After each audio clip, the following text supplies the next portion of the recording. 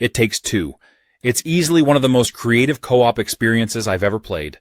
From the very start, you realize that it's not your typical platformer. It's all about teamwork. Whether you're playing with a friend, partner, or even someone you just met, the whole experience becomes this shared journey that's honestly so much fun. The level design is incredible. Every single level is packed with unique mechanics that are specific to that environment. 1 minute, you're in a garden where one player's watering plants while the other's chopping through obstacles. The next, you're in a clock tower, messing with time itself. It's never repetitive because each new area throws something different at you. The gameplay just keeps evolving. One of my favorite sections was when one of us could fly on this paper airplane while the other navigated obstacles on the ground. It's all about trust and coordination. What I also really appreciate is how the game balances difficulty. It's not too hard, but it does require you to think and communicate. There were moments where my co-op partner and I would be stuck for a minute, but it always felt rewarding when we figured it out together.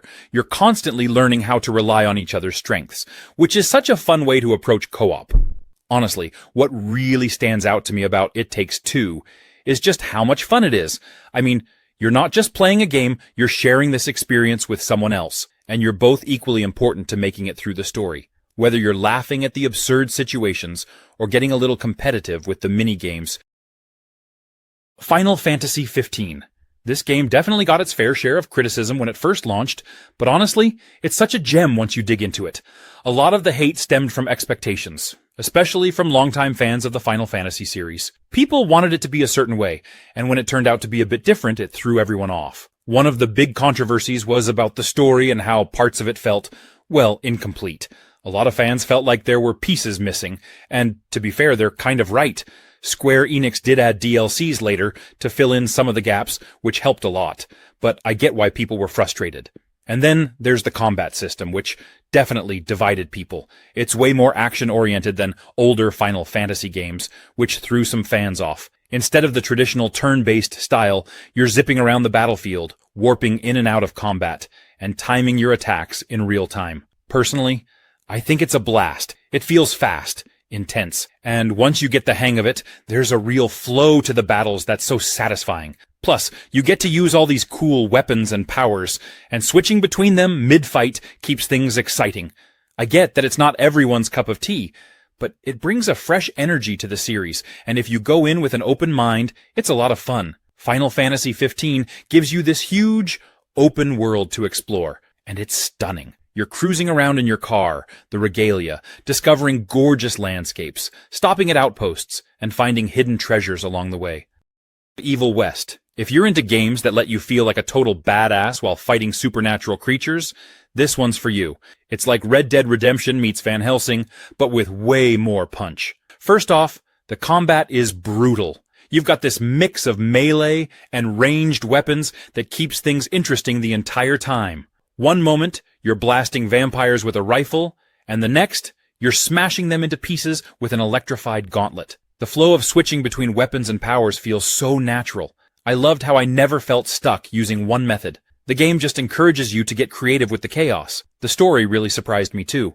I went in expecting just some fun, mindless action, but the narrative actually hooked me. You play as Jesse Rentier, this tough-as-nails cowboy working for a secret monster hunting institute, and the whole Wild West meets horror vibe is so well done. It's not Shakespeare, but it fits the tone perfectly. There's this balance of grit and humor in the dialogue that kept me engaged the whole way through.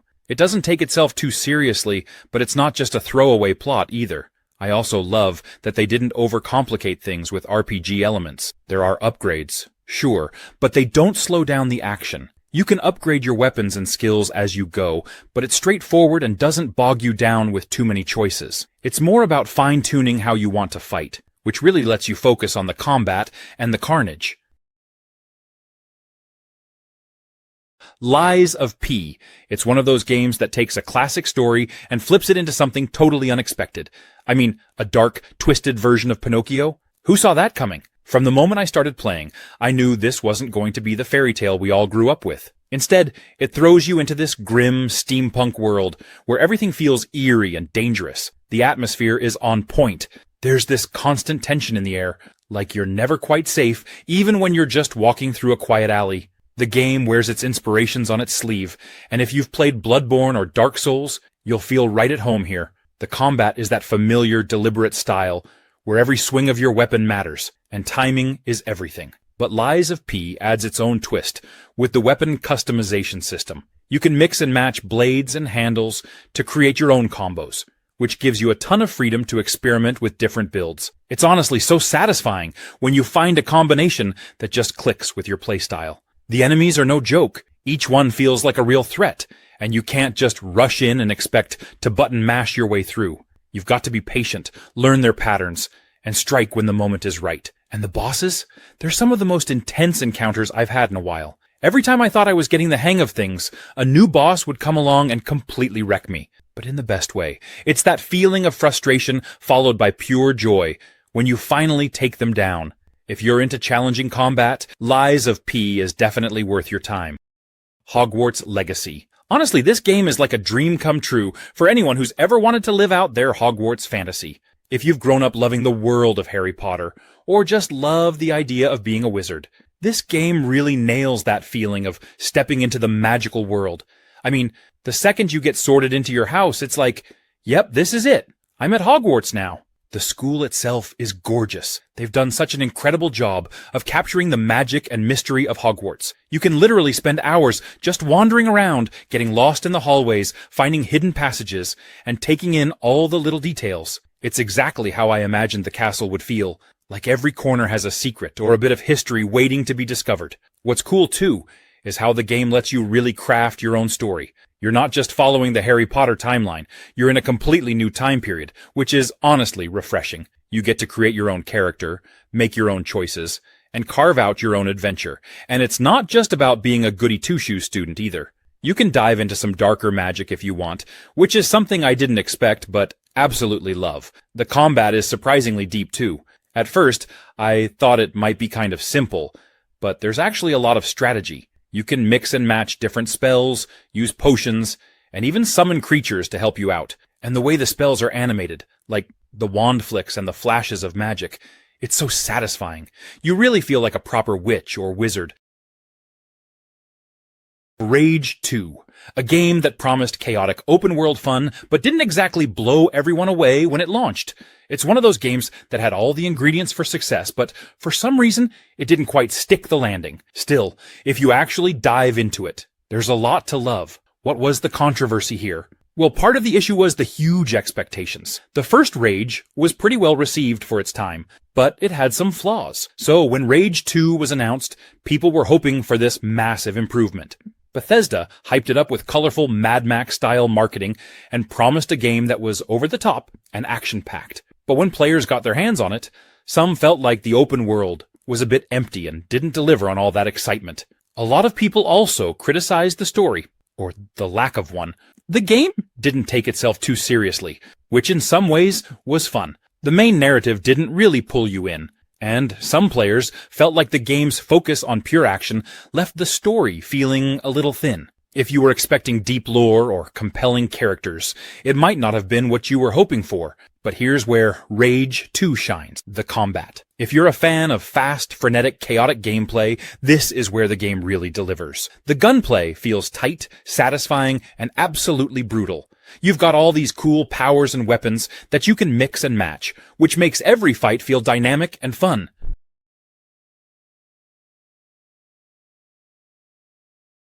Yakuza 0. If you haven't played Yakuza 0 yet, you're seriously missing out. This game is a wild ride from start to finish, blending an intense crime drama with some of the most hilarious and offbeat side content you'll ever see. It's a prequel to the Yakuza series, diving deep into the backstories of Kazuma Kiryu and Goro Majima, two of the most beloved characters in gaming. What makes Yakuza 0 stand out is its balance between serious storytelling and wacky, fun gameplay. The main plot is filled with twists and turns, focusing on Kiryu's involvement in a real estate war that puts him at odds with the Yakuza and Majima's quest to regain his honor within the underworld. Both storylines are gripping, emotional, and will keep you hooked from start to finish. But where Yakuza 0 really shines is in all the insane side activities you can dive into. You can do everything from singing karaoke and disco dancing to managing a cabaret club or dominating the real estate market. It's packed with content, and you'll never be bored exploring the many things this world has to offer. One minute you're locked in a dramatic fistfight, and the next you're crushing it at karaoke or solving the most bizarre side quests you can imagine. The combat is fast-paced and a lot of fun. Both Kiryu and Majima have multiple fighting styles, which you can switch between in real time. It gives you a ton of options for how to take down enemies, and the combat is packed with stylish, over-the-top moves. Ghost Recon Breakpoint. Ubisoft had a pretty solid reputation with the previous game, Ghost Recon Wildlands, so expectations were high for this one. But when Breakpoint dropped, it was met with a ton of criticism. People were upset with everything, from the bugs and glitches to the live service elements and microtransactions. Some felt the game had drifted too far from what made the Ghost Recon series great, tactical, squad-based military action. A lot of the backlash was around the game's focus on looter-shooter mechanics. Fans of the series weren't too happy about the addition of gear scores and loot systems, which felt more like something out of the Division rather than a tactical military shooter. That shift towards a more RPG-like system was jarring for longtime fans, and many felt it took away from the realism and immersion they loved about the franchise. Another big complaint was the lack of AI teammates at launch, which had been a staple in past Ghost Recon games. Instead, you were forced to play solo or with real players in co-op, and that left some players feeling like the experience was incomplete. But here's the thing. Ubisoft listened to the feedback. Over time, they patched the game, added new features, and really worked to improve the overall experience. AI teammates were eventually brought back, and many of the issues with bugs and balance were addressed. The game today is a much better, more polished version than it was at launch. Despite the rough start, Breakpoint offers a lot for fans of tactical shooters. Atomic Heart, Trapped in Limbo DLC. If you thought the base game was a wild ride with its retro futuristic chaos and unpredictable twists, then buckle up, because this DLC takes things into a whole new realm of experimentation and survival.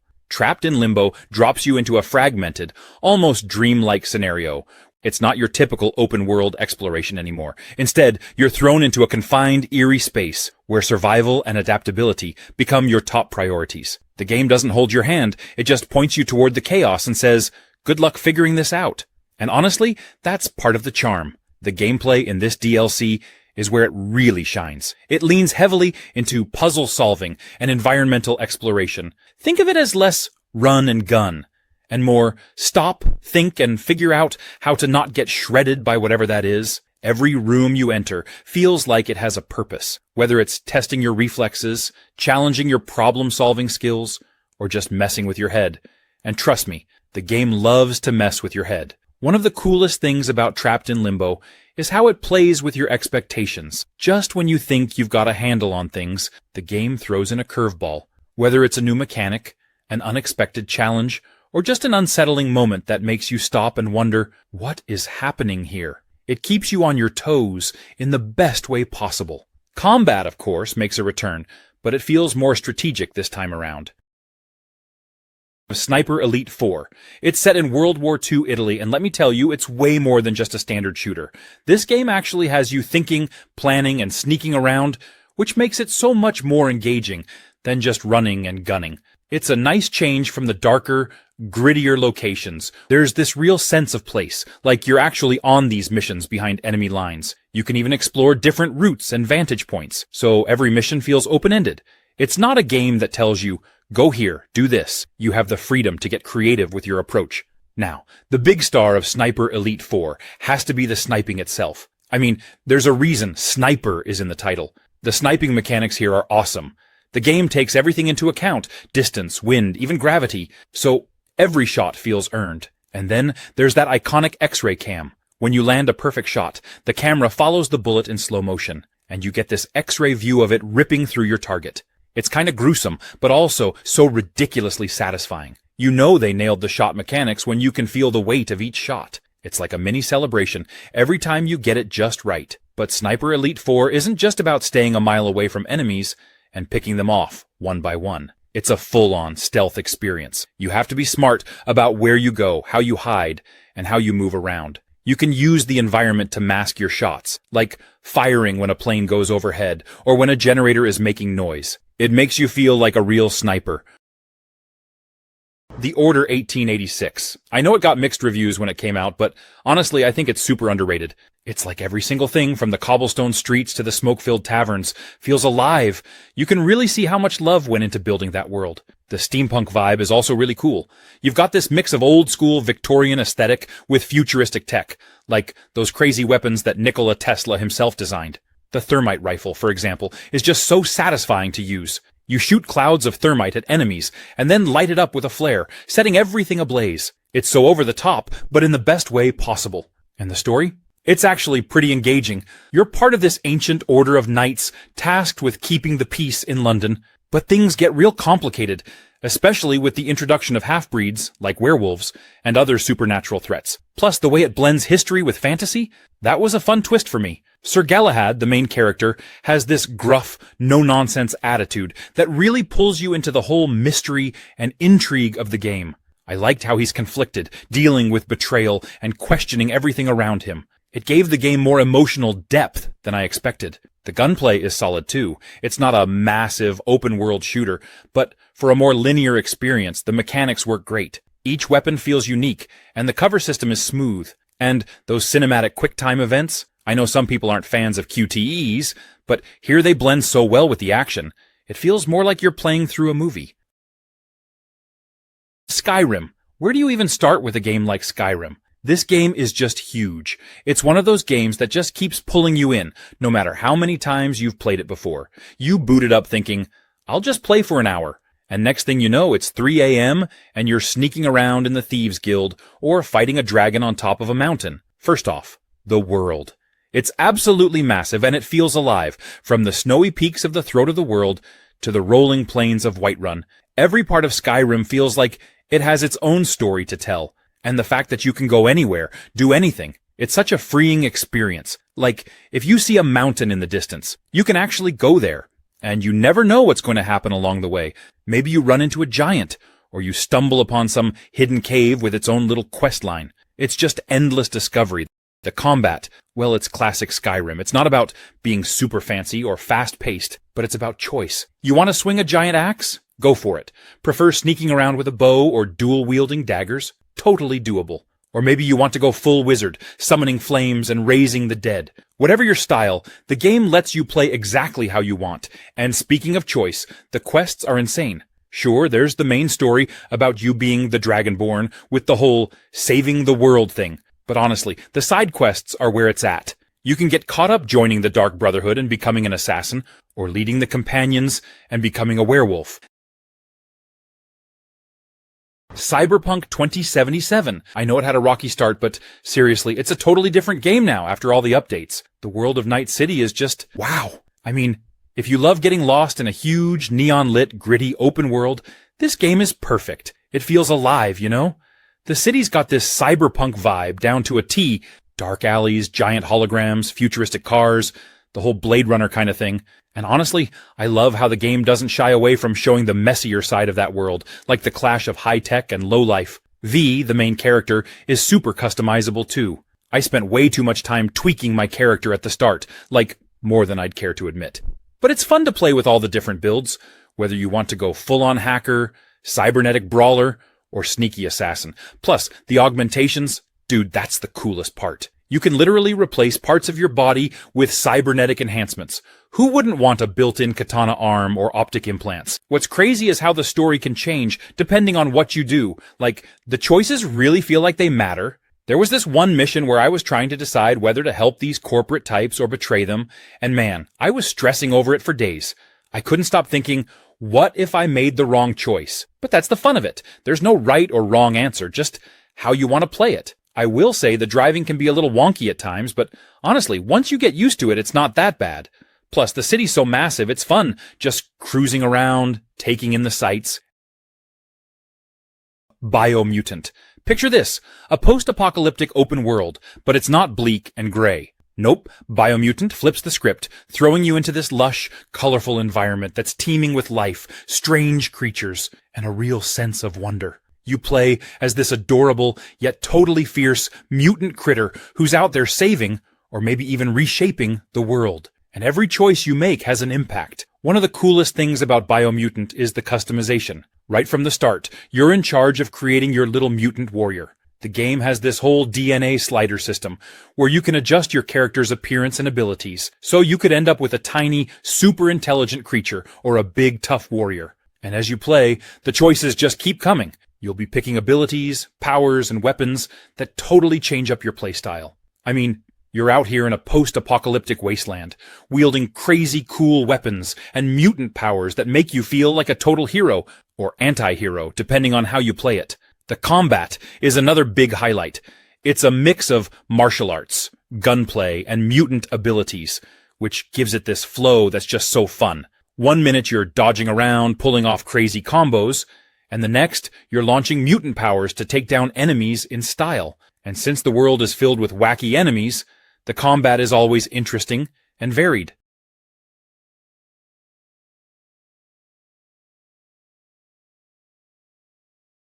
Monster Hunter World, a game that's all about epic hunts, incredible creatures, and just a whole lot of fun. If you've ever wanted to feel like the ultimate hunter, taking down massive, fantastical beasts with a giant sword, or hammer, or bow, or even a bagpipe, then this game is calling your name.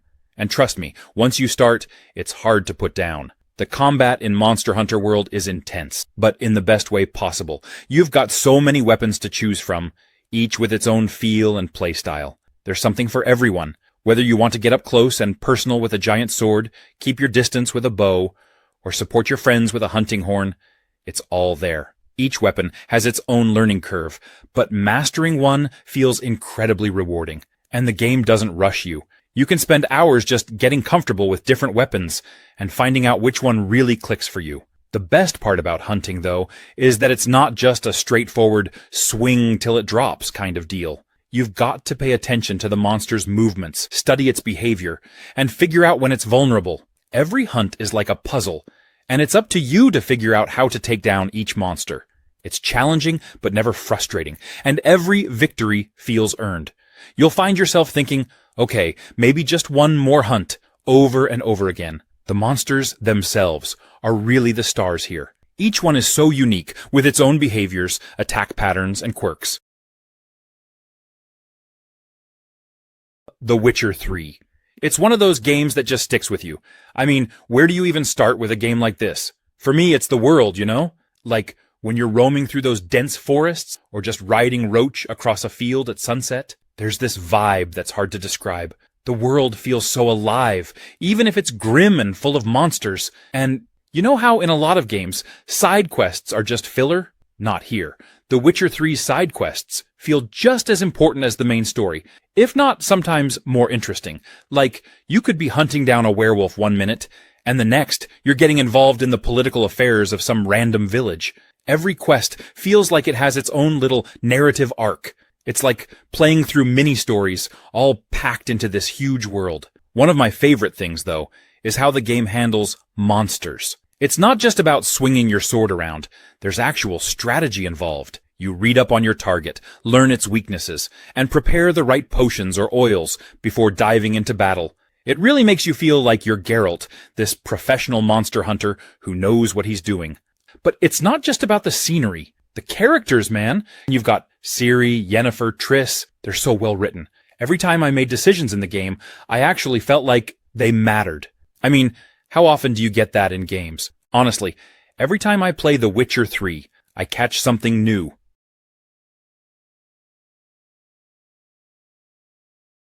Uncharted, The Lost Legacy. Right off the bat, you can tell that The Lost Legacy is something special. It has all the cinematic action we expect from Uncharted. But this time, it's not Nathan Drake who's running the show.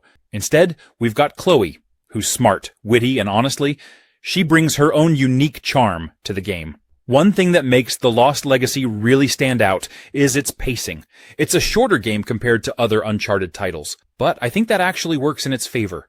It doesn't overstay its welcome. Instead, it packs all the best parts of Uncharted, the thrill, the exploration, the witty dialogue, into a streamlined, punchy experience that just flows. Every chapter feels meaningful, and there's no filler. You're either uncovering secrets, taking in stunning views, or engaged in some seriously intense action sequences. The combat feels great, and the Lost Legacy knows how to ramp up the tension. You'll be sneaking through enemy camps, dodging explosions, and getting into some pretty epic shootouts. Chloe and Nadine each have their own combat styles, which makes for some fun team dynamics. Nadine's more of a punch first, ask questions later type, while Chloe is a bit more of a thinker. Seeing them work together, especially in tight situations, is super satisfying.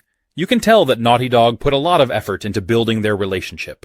It's not all friendship and warm fuzzies. These two come from different backgrounds, and they've got a history that's, well, complicated. Hitman World of Assassination, a game where the phrase, plan your work, work your plan, is both your mantra and your challenge. You're not just playing as Agent 47, you become the ultimate bald-headed assassin, blending into environments like a shadow, while orchestrating some of the most ingenious takedowns you can dream up. You're thrust into a series of sprawling, intricately designed locations, where your goal is to eliminate high-value targets. Sounds simple, right? Wrong. The brilliance of Hitman lies in the how. Sure, you can go in guns blazing, but where's the fun in that? This game dares you to be patient, to observe, and to use your imagination. It's about transforming everyday objects into tools of chaos, turning a muffin into a weapon or a chandelier into your silent accomplice. Each mission gives you dozens of ways to accomplish your goal, and none of them are wrong. Want to disguise yourself as a waiter and poison someone's drink? Go for it. Feel like triggering a Rube Goldberg chain reaction of destruction? Absolutely. Prefer to be the ghost who no one ever saw coming? That's valid too. The sheer number of possibilities is overwhelming, in the best way possible. But don't think this is all smooth sailing. Hitman loves to keep you on your toes. Plans go wrong. Guards get suspicious. NPCs wander into places they absolutely shouldn't be. And that's where the game really shines, when you're forced to improvise. Oh, and the replayability? Insane. The Callisto Protocol. It's from Glenn Schofield, one of the co-creators of Dead Space, so if you know that series, you can expect a similar intensity here, with a unique twist that keeps things fresh. One of the things I love about this game is how it creates tension. It's not just jump scares, though there are a few really effective ones. It's that constant feeling of dread. You're almost always low on ammo and health, so every encounter with the twisted, mutated inmates of this prison feels like a struggle to survive. The combat is brutal and up close, forcing you to really get in there and make every swing count. It's not your typical action game where you can just spray bullets and move on. Here, you're scraping by with whatever resources you can find, and it adds so much to the immersion and intensity. The combat is visceral. There's this raw, almost primal feel to it. The melee system in particular is pretty unique for a horror game. You actually have to get in close to bash these creatures, and it's terrifying in the best way. You're not just standing back with a gun. You're practically fighting for your life in every encounter, which makes the experience that much more intense. What really stands out, though, is how the game creates this balance between horror and sci-fi mystery. Sure, you're dealing with terrifying creatures and survival, but there's also this big, intriguing story underneath it all. Why did everything go wrong on Callisto? What's causing these transformations? The game does a great job of feeding you bits and pieces of the narrative as you go. Dying Light. You know, there's something about Dying Light that just pulls you in. It's not just another zombie game. And trust me, I've played my share. What really grabbed me when I first picked it up was the way it mixed parkour with zombie survival. I mean, you're not just running from zombies, you're vaulting over fences, climbing buildings, and pulling off these crazy fluid parkour moves that make you feel like you're actually there. It's like the city is your playground, but with the constant threat of the undead breathing down your neck. That mix of freedom and fear, it's exhilarating. And the city of Heron? It's gritty, dirty, and oozing with atmosphere. During the day, you're mostly dealing with the slow, lumbering zombies, and you start to feel kind of bold, like, yeah, I got this. You're scavenging, crafting weapons, taking out a few zombies here and there, feeling pretty good about yourself. But as soon as night falls, it's like the game flips the script. You go from being the predator to the prey. Those volatiles, they still haunt me, honestly. The first time one spotted me, I panicked and barely escaped. The night cycle adds this whole other layer of tension, making you think twice before staying out too late. One of my favorite things, though, is how the game encourages creativity. You're not just limited to using guns or blunt objects. No, you can modify weapons, throw firecrackers to distract the undead, or set traps. I remember finding a baseball bat and modding it to electrocute zombies. The Order 1886. I know it got mixed reviews when it came out, but honestly, I think it's super underrated. It's like every single thing from the cobblestone streets to the smoke-filled taverns feels alive. You can really see how much love went into building that world. The steampunk vibe is also really cool. You've got this mix of old-school Victorian aesthetic with futuristic tech, like those crazy weapons that Nikola Tesla himself designed. The thermite rifle, for example, is just so satisfying to use. You shoot clouds of thermite at enemies, and then light it up with a flare, setting everything ablaze. It's so over the top, but in the best way possible. And the story? It's actually pretty engaging. You're part of this ancient order of knights, tasked with keeping the peace in London. But things get real complicated, especially with the introduction of half-breeds, like werewolves, and other supernatural threats. Plus, the way it blends history with fantasy, that was a fun twist for me. Sir Galahad, the main character, has this gruff, no-nonsense attitude that really pulls you into the whole mystery and intrigue of the game. I liked how he's conflicted, dealing with betrayal and questioning everything around him. It gave the game more emotional depth than I expected. The gunplay is solid too. It's not a massive, open-world shooter, but for a more linear experience, the mechanics work great. Each weapon feels unique, and the cover system is smooth. And those cinematic QuickTime events? I know some people aren't fans of QTEs, but here they blend so well with the action. It feels more like you're playing through a movie. The Legend of Zelda Tears of the Kingdom, a game that somehow managed to take everything magical about Breath of the Wild and just amp it up to 11. Right off the bat, I've got to say the world is absolutely breathtaking. They've kept that stunning, painterly art style that's somehow both cozy and epic at the same time. You get these incredible sweeping landscapes, misty forests, hidden caves, and yes, floating islands in the sky.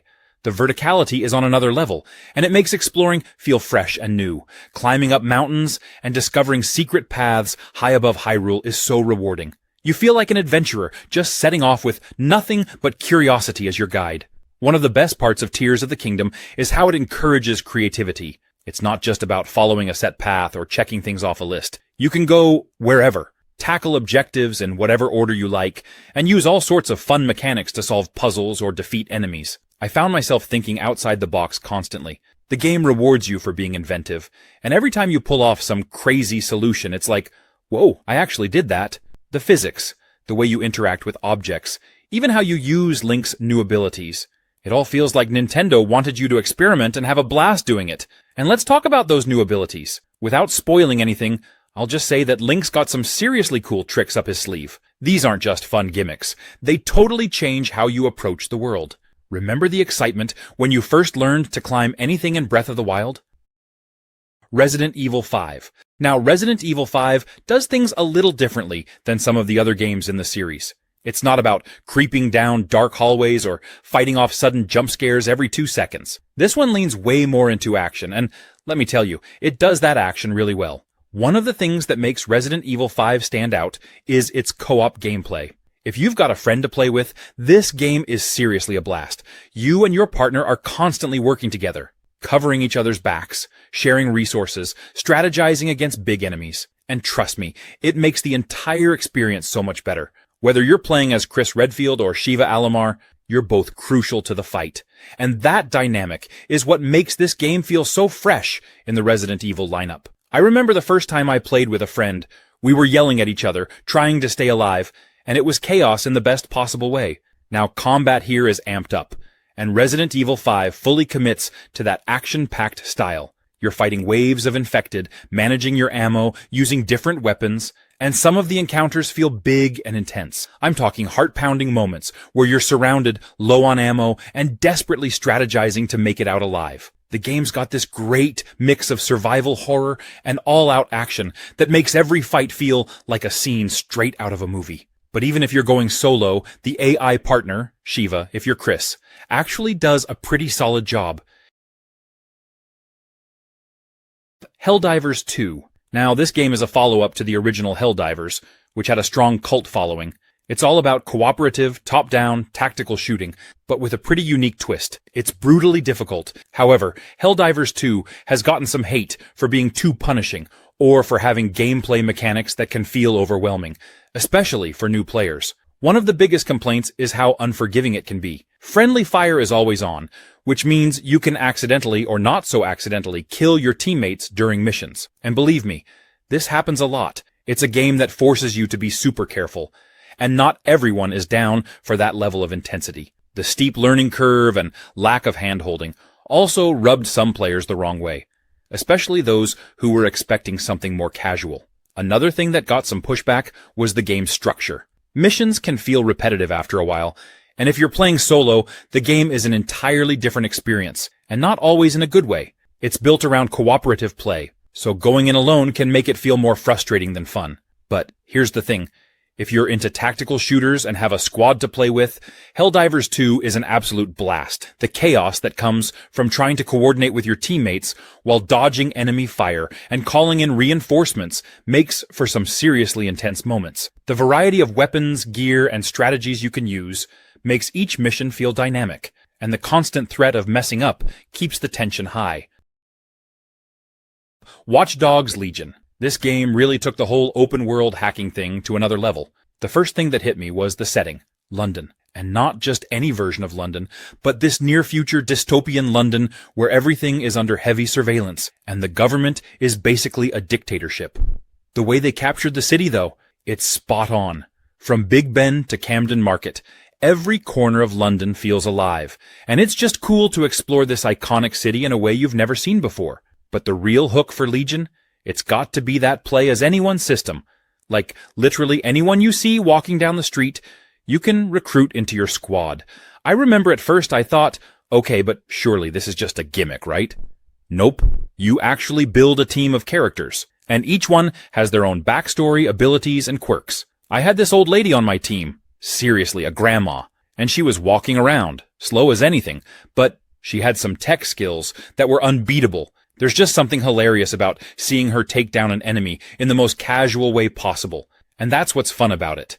Everyone you recruit adds something different to your team, and it makes you think about how you approach missions. You could be rolling with a construction worker who can call in a cargo drone to fly over buildings, or a spy with a silenced pistol and a fancy sports car. And of course, Legion is all about that hacking life. You're controlling drones, hijacking cars, hacking cameras, all with a few button presses. Bloodborne. It absolutely deserved to win Game of the Year in 2015, but didn't quite get the crown. I mean, this game was From Software at its peak, delivering an intense gothic nightmare of a world that fans still rave about to this day. It's wild to think that something this groundbreaking didn't take home the big award. First off, the atmosphere in Bloodborne? Unreal. Yharnam was this dark, twisted, Victorian city filled with werewolves, cosmic horrors, and nightmare creatures that just kept you on edge the entire time. The design of the world was so hauntingly beautiful, with that classic From Software touch, where every alley and hidden path had a story to tell. The game didn't hold your hand either, which was part of its charm. You had to figure everything out on your own, from the lore to the mechanics. And let's talk about that combat system. Bloodborne took the typical slow, methodical Souls formula, and made it fast and aggressive. You couldn't just hang back and wait. The game literally rewarded you for going on the offense with that regain system. If you got hit, you had a window to hit back and regain your health, which encouraged players to stay in the fight instead of running away. It was like Dark Souls on adrenaline. But here's the thing. Bloodborne came out the same year as The Witcher 3, Wild Hunt, and that's where things get tricky. The Witcher 3 swept most of the awards that year, and while it was undoubtedly a great game, a lot of people felt like Bloodborne was overshadowed because of that. But for those who played it, Bloodborne was a masterpiece. Sniper Elite 5, a game that didn't exactly get the warmest reception from everyone when it launched. Now, if you've played any of the previous Sniper Elite games, you know what you're getting into. Tactical, long-range shooting, and those signature X-ray kill cams that are both brutal and weirdly satisfying. But when Sniper Elite 5 dropped, some people weren't all that impressed, and it ended up getting a bit of hate. One of the main complaints people had was that it didn't feel all that different from Sniper Elite 4. Some players were expecting a bigger leap forward in terms of gameplay and mechanics, but instead, they got more of the same.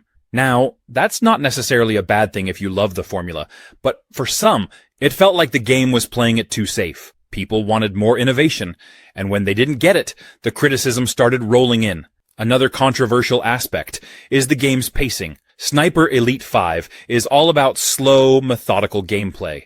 You're sneaking around, scouting enemies, lining up the perfect shot. It's a thinking person's shooter. But not everyone's down for that kind of experience. But here's the thing. Sniper Elite 5 still absolutely nails what makes the series fun. The maps are massive and give you so many ways to approach your objectives. Whether you want to go in guns blazing or take a more stealthy route, the game gives you that freedom. Also, let's not forget those kill cams. People can criticize the game all they want, but there's nothing quite like watching a perfectly placed shot rip through an enemy's organs in slow motion.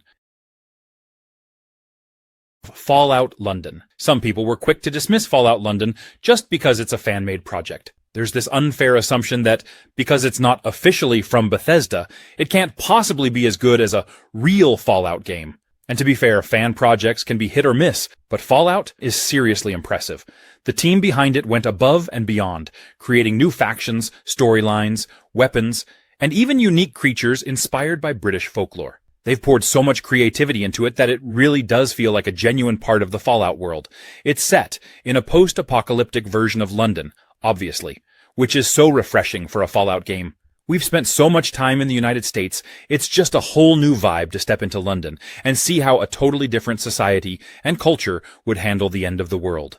And that's where Fallout London really shines. It brings this fresh, gritty British flavor to the Fallout universe. One of the coolest things about Fallout London is the factions. In classic Fallout style, you've got groups with their own twisted ideals and goals, but here, they're all inspired by British culture and history. There's this one faction that's essentially a throwback to medieval knights, and another one that feels like a punk rebellion straight out of the streets of London.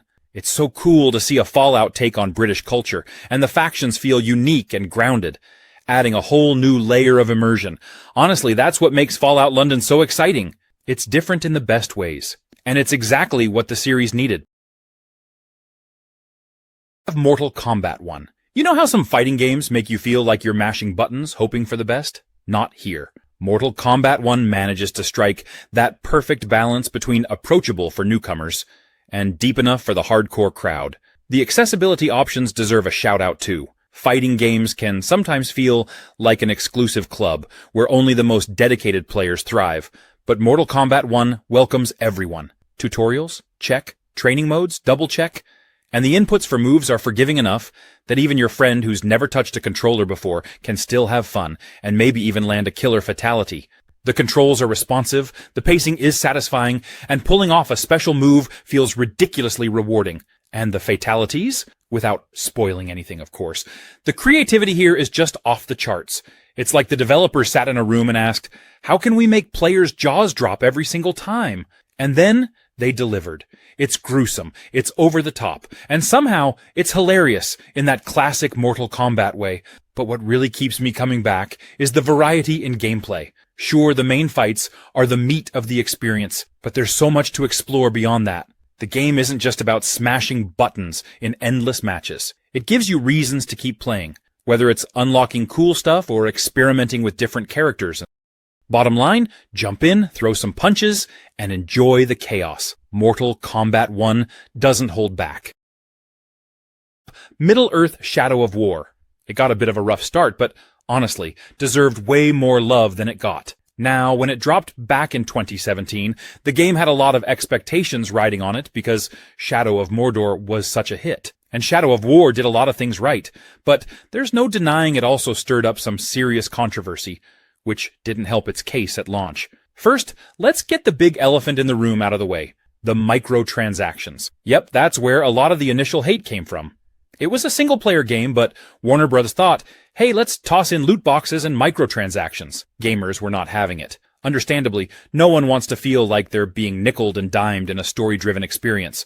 What's wild, though, is that they eventually removed the microtransactions completely. But by then, the damage had already been done. A lot of people had already written it off. And that's a real shame because, beyond all the controversy, Shadow of War had so much going for it. First off, that Nemesis system, still genius. I mean, creating rivalries with orcs who remember you, plot against you, or come back from the dead for revenge.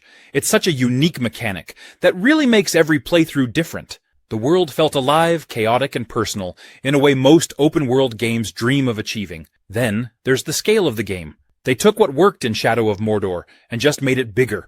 More fortresses to conquer, more regions to explore, and even more dynamic relationships with your followers and enemies. Rage 2, a game that promised chaotic open-world fun, but didn't exactly blow everyone away when it launched. It's one of those games that had all the ingredients for success, but for some reason, it didn't quite stick the landing. Still, if you actually dive into it, there's a lot to love. What was the controversy here? Well, part of the issue was the huge expectations. The first Rage was pretty well received for its time, but it had some flaws. So when Rage 2 was announced, people were hoping for this massive improvement. Bethesda hyped it up with colorful Mad Max-style marketing and promised a game that was over-the-top and action-packed. But when players got their hands on it, some felt like the open world was a bit empty and didn't deliver on all that excitement. A lot of people also criticized the story, or the lack of one. The game didn't take itself too seriously, which in some ways was fun. The main narrative didn't really pull you in, and some players felt like the game's focus on pure action left the story feeling a little thin. If you were expecting deep lore or compelling characters, it might not have been what you were hoping for. But here's where Rage 2 shines, the combat. If you're a fan of fast, frenetic, chaotic gameplay, this is where the game really delivers. The gunplay feels tight, satisfying, and absolutely brutal. You've got all these cool powers and weapons that you can mix and match, which makes every fight feel dynamic and fun.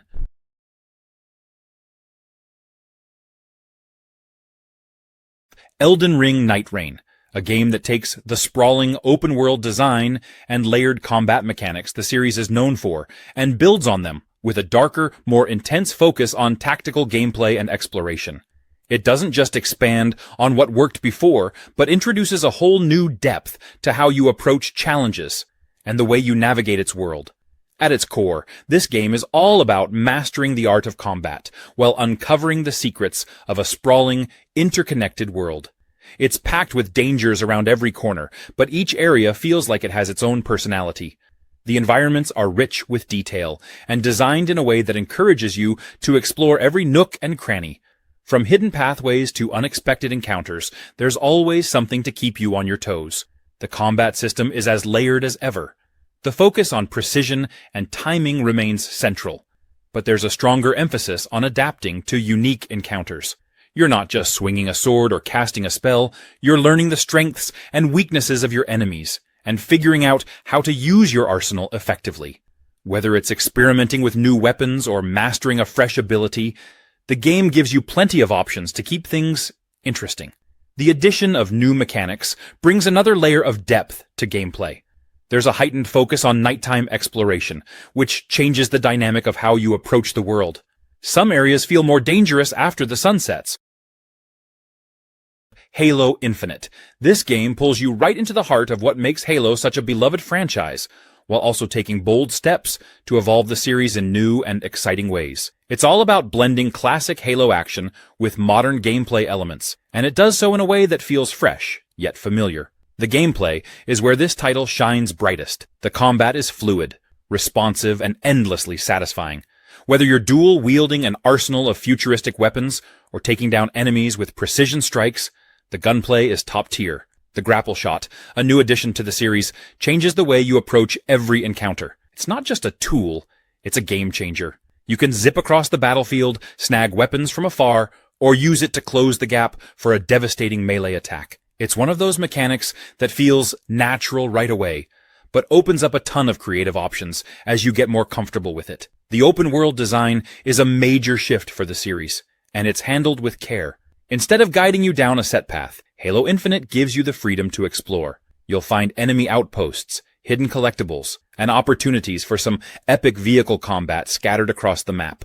The world feels alive, and every encounter is a chance to experiment with different tactics. Driving a warthog with a squad of Marines, or taking the skies in a Banshee, feels just as thrilling as ever. One of the standout features is how dynamic the battles feel. Enemies adapt to your strategies. Vehicles explode in glorious fashion. Lords of the Fallen. Now here's a game that has an interesting story, but not in the way you'd expect. Because I'm talking about the story of how the game itself has been received. Lords of the Fallen is one of those games that came out swinging with big ideas, tried some bold moves, and got, well, a lot of hate for it. And honestly, most of it feels a bit unfair. This game came out in the shadow of Dark Souls, and, I mean, it's tough to go toe-to-toe with that. People immediately compared it to From Software's epic series, and, fair enough, Lords of the Fallen definitely wears its inspiration on its sleeve. It's got that dark fantasy look, tough-as-nails combat, and a focus on dodging, blocking, and timing your attacks. But here's the thing. Just because it shares a genre doesn't mean it's trying to be a Dark Souls clone. And this is where I think a lot of players missed the point. Where Lords of the Fallen shines is in its own take on the action RPG formula. It doesn't try to be as brutally difficult as Dark Souls. Instead, it aims for more accessibility, which is honestly a great thing. It makes this style of game way more approachable for players who might be new to the genre or just don't have the time to get good through dozens of hours of trial and error. Lords of the Fallen balances challenge with a little more leniency, which is refreshing. The combat itself is actually really satisfying. It's chunky and there's this real weight to every swing of your weapon. It doesn't have the razor-sharp precision of Dark Souls. Kingdom Come Deliverance. It's not your typical medieval RPG, and that's exactly what makes it so special. When I first started, I was blown away by how grounded it feels. You're not some chosen one or knight in shining armor. You're just Henry, a blacksmith's son. And that's one of the best things about it. The game doesn't hold your hand, and it really throws you into this unforgiving world of Bohemia. It's gritty, realistic, and refreshingly different from other RPGs that lean into fantasy. The realism in this game is next level. There's no magic or dragons here. Everything is based on actual historical events, and the attention to detail is crazy. The armor, the weapons, the way people live. It's also authentic, and that extends to the gameplay too. The combat system, for example, is super unique. It's not just about button mashing your way through fights. It's tactical, slow-paced, and takes a lot of practice to get right. Sword fighting in particular feels so different from any other game. It's all about timing, positioning, and strategy. You really need to pay attention to how your opponent moves. What I love about Kingdom Come Deliverance is how immersive the world is. The landscape is stunning, and the towns and villages feel alive. You walk through the streets, and people are going about their daily routines. There's a sense that life continues, whether you're there or not. The historical accuracy is something else too. The game takes place during an actual period in history. Red Dead Redemption 2, a game that absolutely dominated conversations when it came out, but somehow didn't win Game of the Year. And I get it. God of War was a beast in 2018. But let's be honest, Red Dead Redemption 2 was something else. This was a game that didn't just tell a story. It lived and breathed one. The world Rockstar created in Red Dead Redemption 2 was so immersive, it felt like the Old West was right there in front of you. And the detail? Insane. You could spend hours just wandering around, hunting, fishing, getting into random encounters. And every part of it felt like it was happening in real time. Rockstar nailed the atmosphere, from the dynamic weather to how towns felt alive. Even your horse had personality. People get so attached to their horses like it's a real companion. Now, the story is where the game really shines. Arthur Morgan? Easily one of the most complex, well-written characters in gaming. His whole journey of redemption, loyalty, and questioning his place in the gang gave players an emotional roller coaster. The game nailed that perfect blend of realism and fun. The way the world reacts to your choices, whether you're being honorable or wreaking havoc, makes every playthrough feel personal and unique. In the end, Red Dead Redemption 2 deserved all the praise and then some. It was more than just a game. It was an experience. The fact that it didn't win Game of the Year is still something people talk about, because it left such a lasting impact. Far Cry 6. This is a game that knows exactly what it's doing, dropping you into a chaotic, sprawling open world filled with action, surprises, and an arsenal of wild tools to turn the odds in your favor. If you've ever wanted to feel like an unstoppable force while exploring an island paradise that's teetering on the edge of revolution, this game is your playground. The first thing that hits you about Far Cry 6 is how alive Yara feels. It's not just a setting.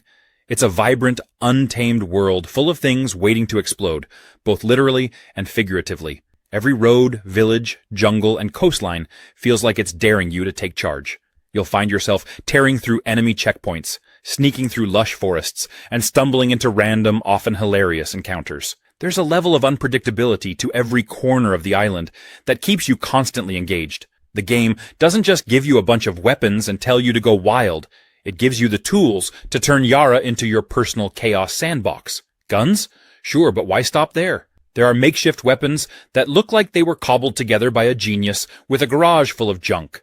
Flamethrowers, disc launchers, explosive gadgets. Each one feels like it was designed to make you cackle, while causing maximum destruction. Vehicles are a big part of the fun too. From patched-up trucks to sleek motorcycles, you're never far from something that gets your adrenaline pumping. And it doesn't stop at traditional rides.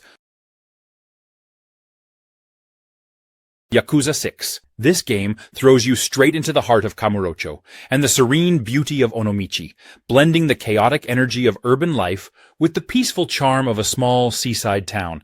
It's the kind of game that's packed with personality, letting you dive deep into a world brimming with colorful characters, wild side activities, and plenty of fist-flying action. The combat in Yakuza 6 is a thing of beauty. It's fast, fluid, and packed with over-the-top moves that make every punch and kick feel satisfying. Whether you're brawling with a group of street punks or taking on a tougher challenge in a back alley, the game gives you all the tools to dominate the fight. You can pick up just about anything in the environment, a bike, a sign, even a street cone, and use it to deliver bone-crunching hits that are as brutal as they are hilarious. The seamless transition into combat makes every encounter feel organic, keeping the pace high and the action engaging. Outside of the fights, Yakuza 6 is a playground of activities. This game knows how to keep you entertained when you are not chasing down objectives. There's a fully functional karaoke minigame that lets you belt out tunes in rhythm-based fun. You can hit up a batting cage for a quick home run derby,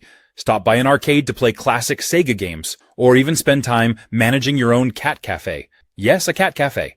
It's all about variety, and this game delivers in spades. One of the standout features is the clan creator mode. Shadow of the Tomb Raider. For some reason, it didn't get the love it deserved when it first came out. I mean, Lara Croft is a gaming icon, and the rebooted trilogy had been going strong, but when Shadow of the Tomb Raider dropped, kind of flew under the radar for a lot of people, but honestly, this game is way better than its reputation suggests. Well, a lot of it came down to timing. Shadow of the Tomb Raider launched during a crowded time, with some big AAA games releasing around the same period, so it got overshadowed. Plus, some critics said it didn't do enough to innovate from the previous two games. People expected something groundbreaking after Rise of the Tomb Raider, but instead, they got a game that felt more like an evolution than a revolution. But here's the thing, what's so bad about sticking to a formula that works? The story, for example, is actually pretty deep. And let's not forget the world building. Shadow of the Tomb Raider has some of the most beautiful environments in the entire series. From dense jungles to hidden tombs, the game is visually stunning. The tombs themselves are more complex and rewarding than before, with some really creative puzzles that feel satisfying to solve. If you love the exploration and puzzle-solving aspects of Tomb Raider, this game nails it. Combat also feels more refined. Sure, it's not the focus as much as it was in the earlier reboot games, but that actually works in the game's favor. Shadow of the Tomb Raider encourages stealth and strategy over pure action, which fits the tone of the game. No Man's Sky, one of the most controversial video game redemption stories out there. When this game first launched, it got slammed hard, like really hard. People were furious because they felt like they were promised the universe, literally, and what they got didn't live up to all the hype. You know how it is when a game gets hyped beyond belief, right? Expectations just go through the roof. The biggest issues at launch were things like missing features, limited multiplayer options, and overall a lack of the promised living, breathing universe that players thought they'd get. It was a huge deal at the time. Everyone was like, where are the massive space battles? Where's all the depth? Players felt misled, and it led to some pretty angry reviews. No Man's Sky became the poster child for overpromised and underdelivered games. But here's the crazy part. Instead of throwing in the towel, the developers at Hello Games just kept working on it. They didn't give up. And over time, they transformed the game into something truly special. Seriously, the updates have been absolutely massive. They kept adding the features players were hoping for, like base building, expanded multiplayer, better exploration mechanics, and more dynamic planets. Now, it's packed with content, and it's a totally different experience from what people saw at launch. It's honestly one of the most positive turnarounds in gaming. It went from being the game everyone loved to hate, to becoming a beloved space exploration game with a really dedicated fanbase.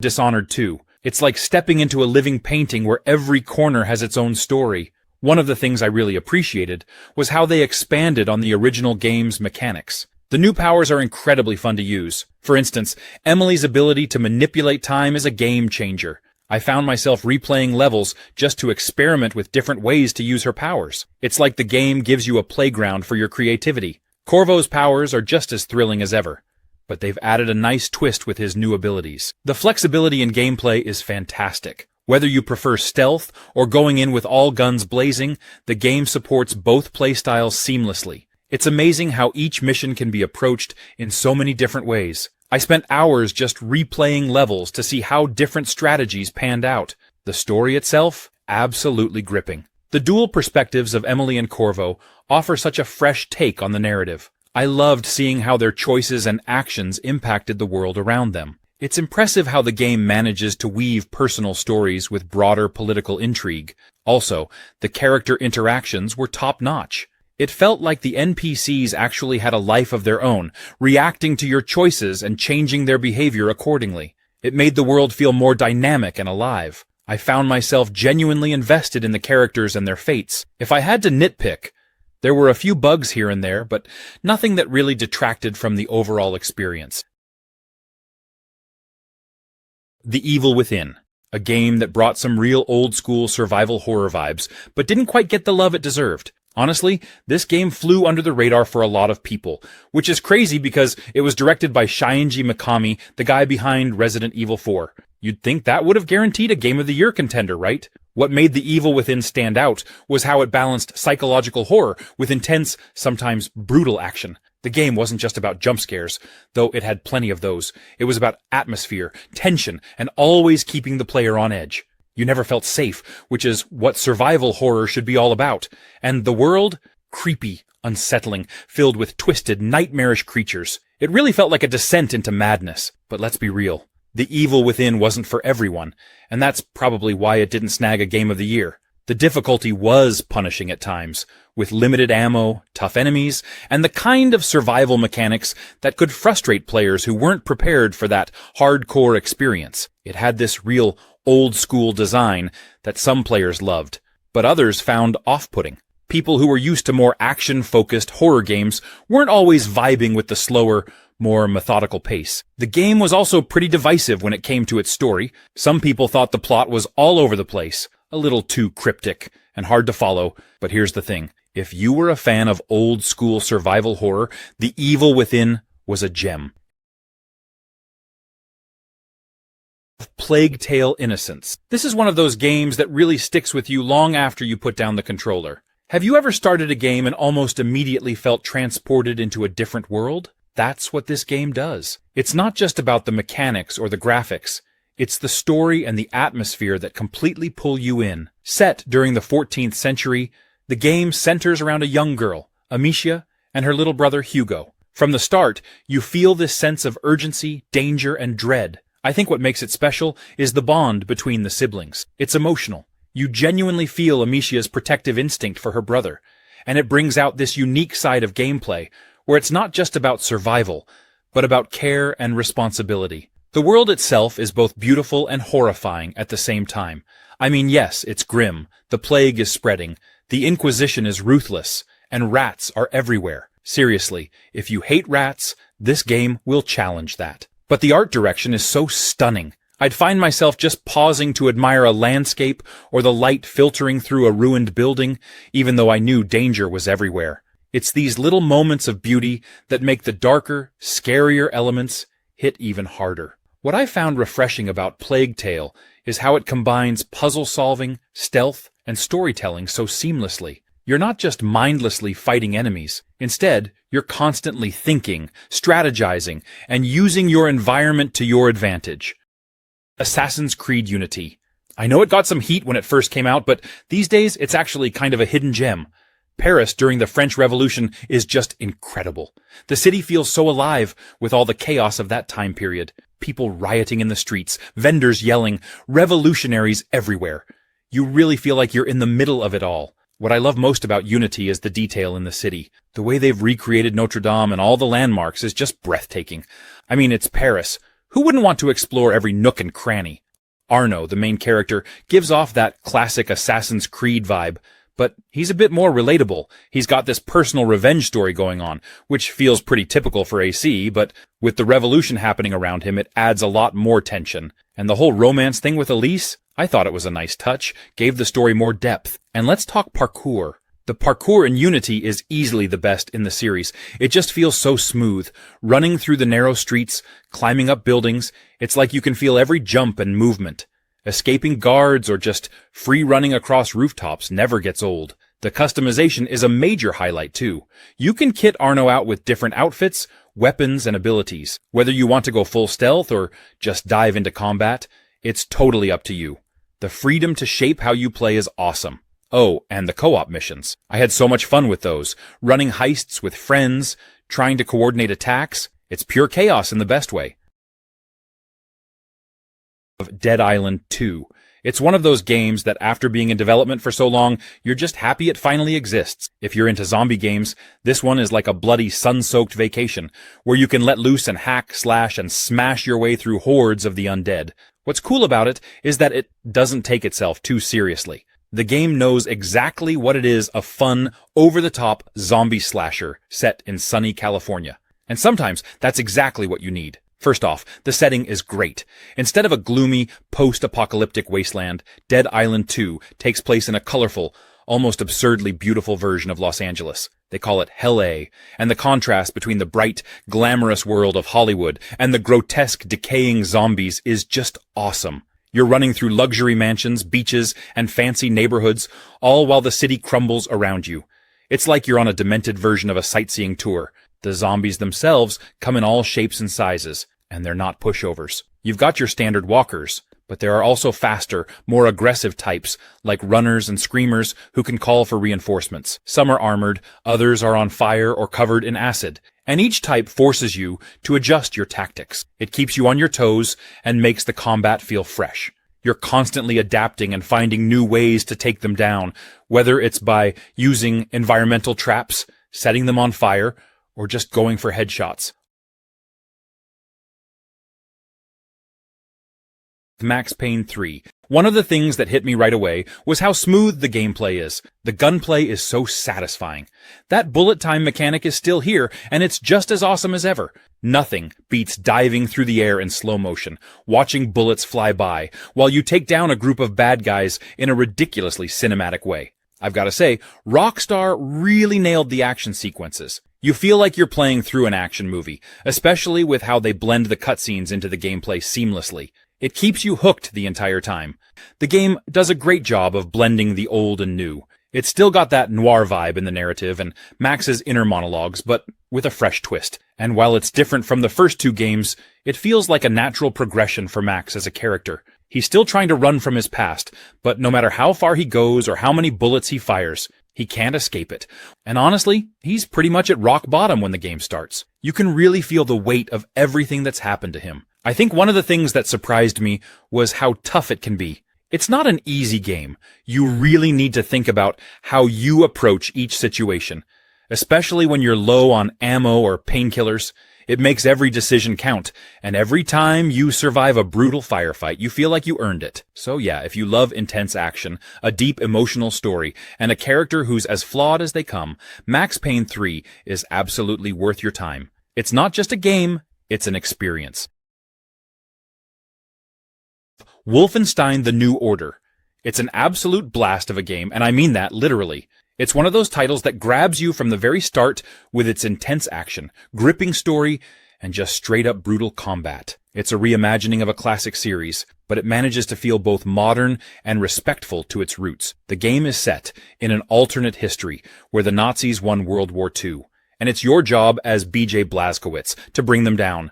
It's got this perfect balance of being both over the top and really emotionally engaging. The gameplay, though, that's where Wolfenstein really shines. It's this perfect mix of old-school shooter mechanics with some modern twists. You've got dual-wielding guns, fast movement, and the ability to choose between stealth or going full Rambo in most situations. What's awesome is that the game gives you a ton of freedom in how you approach combat. You can sneak around, taking enemies out silently, or just run in, guns blazing, and leave a trail of destruction. Personally, I love switching between the two, depending on the situation. The pacing of the game is fantastic as well. You're constantly moving between different environments and situations. 1 minute, you're in a Nazi prison, trying to escape, and the next, you're on a mission to infiltrate a moon base. Yes, a moon base. The game really goes all out with its setting, and it's not afraid to get a little weird with the sci-fi elements.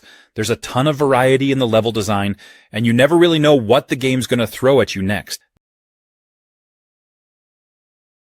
Detroit Become Human. It's one of those games where you're not just watching a story play out, you're actually shaping it. Your choices matter, and I mean really matter. The choices aren't always easy either. Sometimes you're like, what's the right choice here? And there's no clear answer. It's all about what you value, and that affects the relationships you build and the path you take. There's this branching storyline, so the game reacts to your choices in a way that feels organic. Each playthrough can be so different, and it's wild seeing how even small decisions can snowball into something huge later on. You play as 3 different androids, each with their own story, and the game does an amazing job of making you care about each one. You feel invested in their struggles, their choices, and what they want for their lives. The best part for me was the emotional weight. The game digs into some pretty deep themes: freedom, empathy, what it means to be human. And because it's so interactive, it really makes you think about what you do in these situations. By the end, you're not just playing a game, you're reflecting on your own beliefs and choices, which is pretty rare for a video game. And Detroit doesn't shy away from tension either. There are moments where you're genuinely on the edge of your seat, trying to make quick decisions that could totally change everything. And the stakes are high because, things can go wrong in big ways if you make a wrong call. So, yeah, Detroit Become Human is perfect if you're into games that let you dig into a story deeply, and that give you control over what happens. Outer Wilds. This game is all about exploring the unknown, and it really leans into that feeling of pure discovery. You're a new astronaut, part of this tiny space program from a small, cozy alien race, and you're launched out into space with nothing but your ship and a lot of questions. And I mean a lot of questions. What's so cool about Outer Wilds is that it doesn't handhold or push you in any specific direction. You have this whole solar system to explore, and every single planet is like its own character. Each place is unique, with strange environments, hidden stories, and mysteries that just pull you in. You land somewhere, start exploring, and immediately find yourself getting wrapped up in something unexpected. The sense of wonder in this game is unreal. I mean, you'll be cruising along and suddenly you're uncovering secrets that are far bigger than you'd expect. There's something magical about wandering into these ancient ruins or discovering strange technologies from a long-lost civilization. And as you piece things together, you start to understand that every single mystery is connected, which is honestly so satisfying. One of my favorite things is how much Outer Wilds makes you feel like a real explorer. There's no combat or big flashy objectives. It's all about curiosity. Every time you figure something out, it feels like a little victory, and the game respects that you're smart enough to connect the dots on your own. Another thing is the time loop. It's such a unique mechanic that gives the game this sense of urgency, but without being punishing. Next we have Star Wars Jedi Fallen Order. This game is like every Star Wars fan's dream come to life. Seriously, if you've ever imagined wielding a lightsaber, dodging blaster shots, or facing off against terrifying Sith enemies, Fallen Order is the game for you. It just pulls you in and makes you feel like a Jedi in training, and it's just so much fun. This game takes you all over the Star Wars galaxy, from lush forests to crumbling ancient ruins, and everything in between. Each planet has its own feel, its own mysteries, and its own set of enemies and challenges. There's this amazing sense of adventure as you move from planet to planet, uncovering secrets, exploring caves, and finding new paths. And the level design is a blast. It's got that classic Metroidvania vibe, where you keep discovering new abilities that let you access areas you couldn't reach before. You're constantly rewarded for exploring and backtracking, which just makes the whole journey so satisfying. Swinging a lightsaber in Fallen Order feels right. There's a weight to it, and when you deflect a blaster bolt back at a stormtrooper, pure joy. The combat strikes this perfect balance between fun and challenging. It's not button mashing. You actually have to time your attacks, parries, and dodges to succeed, which makes every encounter feel intense and meaningful. Plus, as you go along, you get to customize your lightsaber. You can pick different colors, hilts, and other parts to make it feel like your weapon, which is just such a cool touch. Fallen Order has an incredible story. Tekken 8. Now, if you're worried about the gameplay, don't be. This is still the Tekken you know and love, fast-paced, technical, and ridiculously satisfying. But Tekken 8 doesn't just play it safe, it's added a few new tricks to keep things fresh. It's all about aggressive gameplay, rewarding you for staying on the offensive, and pulling off some truly flashy moves. It feels like the game is encouraging you to take risks and go for broke, and when you pull off a perfectly timed heat burster combo, chef's kiss. Speaking of combos, let's just take a moment to appreciate how good it feels to land one in Tekken 8. There's something so satisfying about stringing together a series of hits, juggling your opponent, and finishing with a cinematic blow. It's like painting a masterpiece, except your paintbrush is your fist, and the canvas is your opponent's face. What I've always loved about Tekken is how every character feels so unique, and Tekken 8 takes that to a whole new level. Whether you're into the brutal power of King's wrestling moves, the lightning-fast precision of Kazuya, or the wild acrobatics of characters like Ling Xiaoyu, there's a fighter here for everyone. And don't worry if you're new. The game does a great job of easing you into the mechanics, but let's be real. Learning the ropes is half the fun. The other half? That moment when you finally master a character and start pulling off ridiculous combos that make your friends yell, "How did you do that?" And the story mode? Buckle up, because Tekken 8 delivers the drama.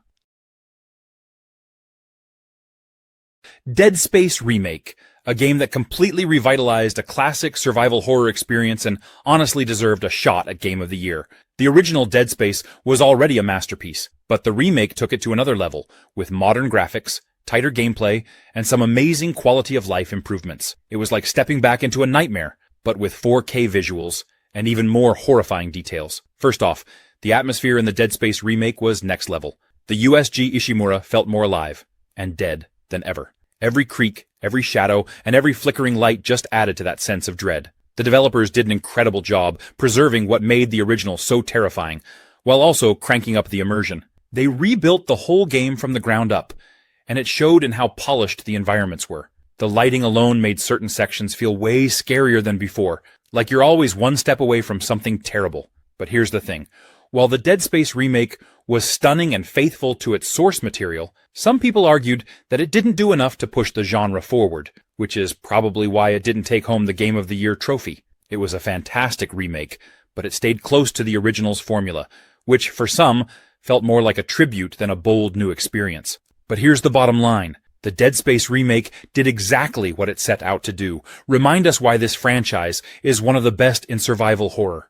The fact that it didn't win Game of the Year doesn't take away from the fact that it was one of the most polished and terrifying games of 2023. Persona 5 Royal. Imagine a mix of an anime-inspired high school life simulator, a classic RPG, and a supernatural heist adventure.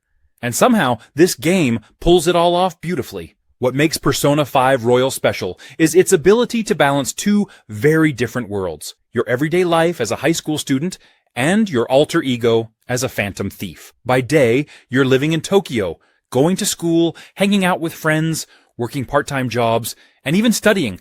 Yes, there are in-game quizzes, but by night, you're diving into these surreal, mind-bending dungeons called palaces to steal the twisted desires of villains and, save the world. Another thing that sets Persona 5 Royal apart is the combat. It's turn-based, but with a twist that makes every encounter feel dynamic. And you get to summon powerful creatures called personas to aid you in battle. It's flashy, fast, and incredibly satisfying when you manage to exploit enemy weaknesses and pull off a team combo. Plus, Royal adds even more personas and abilities to the mix, which just makes the whole thing even more engaging. And if you're wondering what makes Persona 5 Royal different from the original Persona 5, it's like getting an expanded director's cut. You get extra story content, new characters, an additional semester at school, and a brand new palace. These additions don't just feel like bonus content, but more like necessary pieces that deepen the story and characters even further. Horizon Burning Shores. This expansion is everything you'd hope for and more, taking Aloy's journey into an entirely new region filled with challenges, surprises, and jaw-dropping moments. Set in a beautifully untamed area that feels wild and alive. It's all about exploring, adapting, and thriving in a world that's as dangerous as it is mesmerizing. The new landscape opens up fresh opportunities for discovery, with terrains that pushed you to think differently about how you approach traversal and combat. The highlight here is the freedom to experiment with the tools and abilities you've built up throughout the main game. The enemies in Burning Shores aren't just there to look intimidating. They're designed to test your skills in exciting ways. New machine types bring unique combat dynamics, keeping you on your toes and forcing you to adapt your strategies. The world design in Burning Shores is deeply immersive, with plenty of areas that invite exploration. Whether you're scaling cliffs, diving into the depths, or navigating open spaces, there's always something fascinating to find. Hidden treasures, mysterious locations, and cleverly placed challenges make every corner of this expansion worth exploring. The variety in the terrain ensures that no two moments feel alike, keeping the experience fresh and engaging from start to finish. The addition of new weapons and gear is another standout feature. These aren't just upgrades, they're game changers that open up creative ways to tackle enemies and solve environmental puzzles. The Witcher 3. Blood and Wine. This expansion feels like a full-blown adventure of its own. The moment you step foot here, you'll notice how vibrant and distinct the region is, filled with rolling vineyards, colorful towns, and plenty of mystery lurking beneath the surface. Combat remains razor-sharp and strategic, with plenty of opportunities to test out different builds, potions, and tactics. The enemies in Toussaint are as unique as the land itself, with new creatures and foes that challenge your skills in fresh ways. Whether you're engaging in swordplay, using signs to control the battlefield, or preparing for a fight with meticulous planning, every encounter feels satisfying. Exploration in Blood and Wine is an absolute highlight. Toussaint is filled with hidden treasures, intriguing side quests, and areas that beg to be explored. From quaint villages to ominous ruins, each location feels handcrafted and packed with detail. Taking the time to wander off the beaten path often leads to some of the game's most memorable moments, and the world rewards curiosity at every turn. One of the standout features here is the attention to customization. Blood and Wine introduces new armor sets, upgrades, and even a personal vineyard that you can enhance. It's a small touch, but it adds a layer of connection to the world. Toussaint is a land that feels alive, brimming with charm, danger, and opportunities to immerse yourself in its world. It's the kind of expansion that reminds you why The Witcher 3 is considered one of the best RPGs ever made. Borderlands 3. The combat in Borderlands 3 is just pure, unfiltered chaos in the best way possible. You've got guns that shoot other guns, grenades that create black holes, and even weapons that yell insults while you fire them. It's not just about how many guns there are, though there are a lot. It's how creative and ridiculous they are. Every time you pick up a new weapon, you never know if it's going to completely change how you play, or just make you laugh out loud. And let's not forget the movement. They've really amped it up in this game. You can slide, mantle, and just zoom around the battlefield like a maniac. It makes every encounter feel dynamic and keeps the adrenaline pumping. There's nothing quite like sliding into cover, tossing out your action skill, and watching as absolute mayhem unfolds around you. Now let's talk about the world. Or should I say worlds? This isn't just Pandora anymore. Nope. Borderlands 3 takes you to multiple planets, each with its own unique vibe. You've got lush jungles, neon-lit cities, and even deserts that feel alive with danger and opportunity. It's a visual feast, and the art style? Still that iconic comic book-inspired look, but sharper and more vibrant than ever. It's like someone took a Saturday morning cartoon, threw in some chaos, and cranked it up to HD. Now, I know some people think the story in Borderlands 3 might be a bit wild or over the top, but that's kind of the point. It's unapologetically zany. And for me, that's a big part of the charm. Spec Ops: The Line. It's one of those games that messes with your expectations in the best way. I remember going into it thinking, oh, just another military shooter, right? At first glance, it looks like your standard third-person cover shooter. You're leading a squad, you've got your guns, sandstorms everywhere because it's set in Dubai, and it all seems pretty straightforward, but as you dig deeper, that's where things start to unravel. The story pulls you in directions you don't expect, and it really makes you question your choices, like seriously question them. What I loved about Spec Ops: The Line is how it uses the setting and the characters to play with your mind. You start feeling like the hero, but after certain missions you're like, wait, am I doing the right thing here? The game gets into some heavy stuff about the horrors of war and the consequences of your actions, which is something most shooters don't really touch on. It's more than just, go here, shoot this. There's a layer of guilt and responsibility that weighs on you by the end. Plus, the gameplay is solid. I mean, the shooting mechanics are great, the cover system works well, and the environmental destruction with the sandstorms is a cool twist. But really, the gameplay is just a vehicle for the narrative, and that's what elevates this game from being just another shooter to something special. You don't see a lot of games that really make you reflect on the violence in that way. Honestly, if you're into games that challenge you emotionally and mentally, while still delivering fun, engaging action, Spec Ops is a must. BioShock 2 Remastered. When people talk about the BioShock series, BioShock 2 sometimes gets a bit overshadowed by its big siblings, BioShock and BioShock Infinite. But you know what? BioShock 2 absolutely deserves its own spotlight. It's like discovering this hidden gem that's been sitting in plain sight the whole time. Every time you step into that murky, neon-lit world, it's like visiting a strange, haunted wonderland. Rapture's got that perfect mix of beauty and horror, like you're constantly amazed by how stunning the place is, but also can't shake off that creepy feeling. And here, in BioShock 2, you get to explore whole new parts of the city that you didn't see in the first game. It feels familiar, but also fresh, like revisiting an old dream and finding new details everywhere. But what really makes BioShock 2 stand out is the role you play. This time, you're not just any character, you're a big daddy. I mean, come on, how awesome is that? You get to stomp around in this massive diving suit, wield a freaking drill, and protect little sisters. And let me tell you, there's something really special about seeing Rapture from the perspective of a big daddy. You feel powerful, sure, but there's also a sense of responsibility that wasn't there before. It's a surprisingly emotional experience, and honestly, it hits harder than I expected. The combat feels smoother and more intense, especially since you can dual-wield your plasmids and weapons at the same time.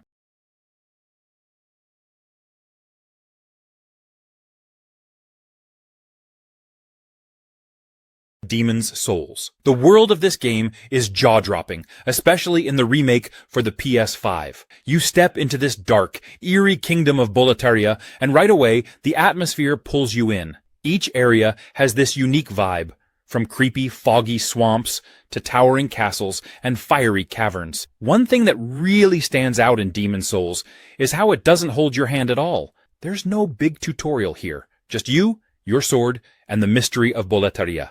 That might sound intimidating, but honestly, it's what makes this game so memorable. You're learning as you go, and every little discovery feels like a personal victory. And when you finally figure out a tricky pattern or beat a boss that felt impossible, that's one of the most satisfying feelings in gaming.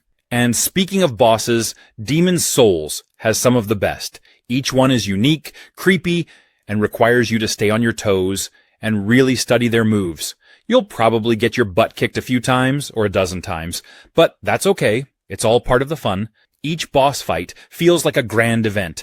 There's this tension in the air, and you're just waiting to see what insane move they're going to throw at you next. But when you finally bring one down, the victory feels so sweet, like you've just accomplished something epic.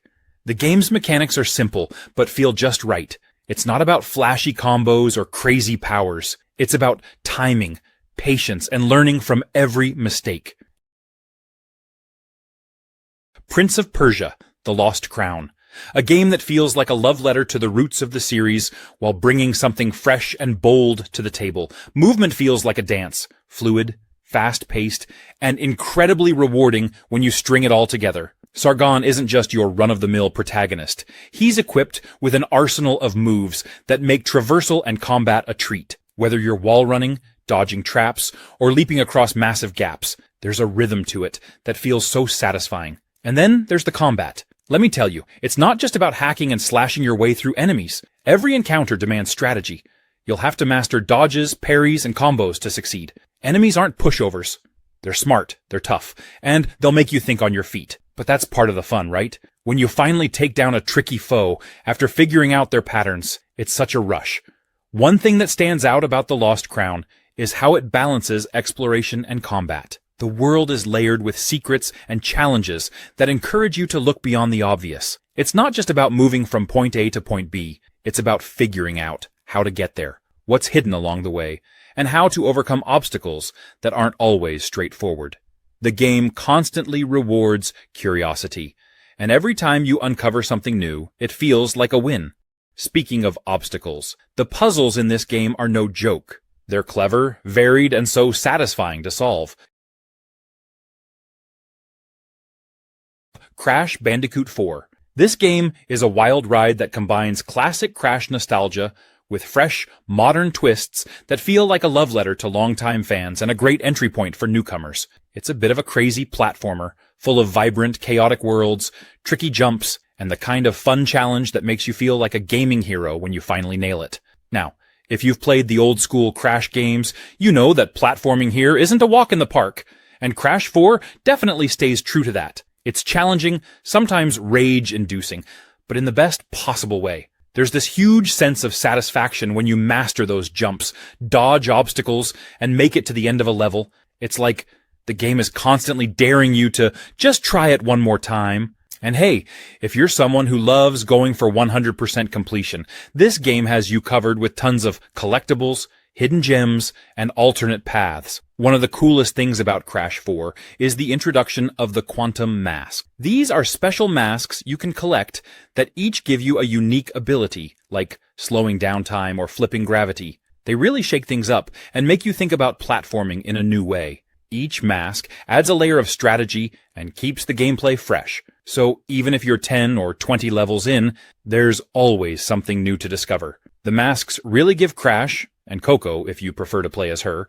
a fun, super-powered feel without making the game any less challenging.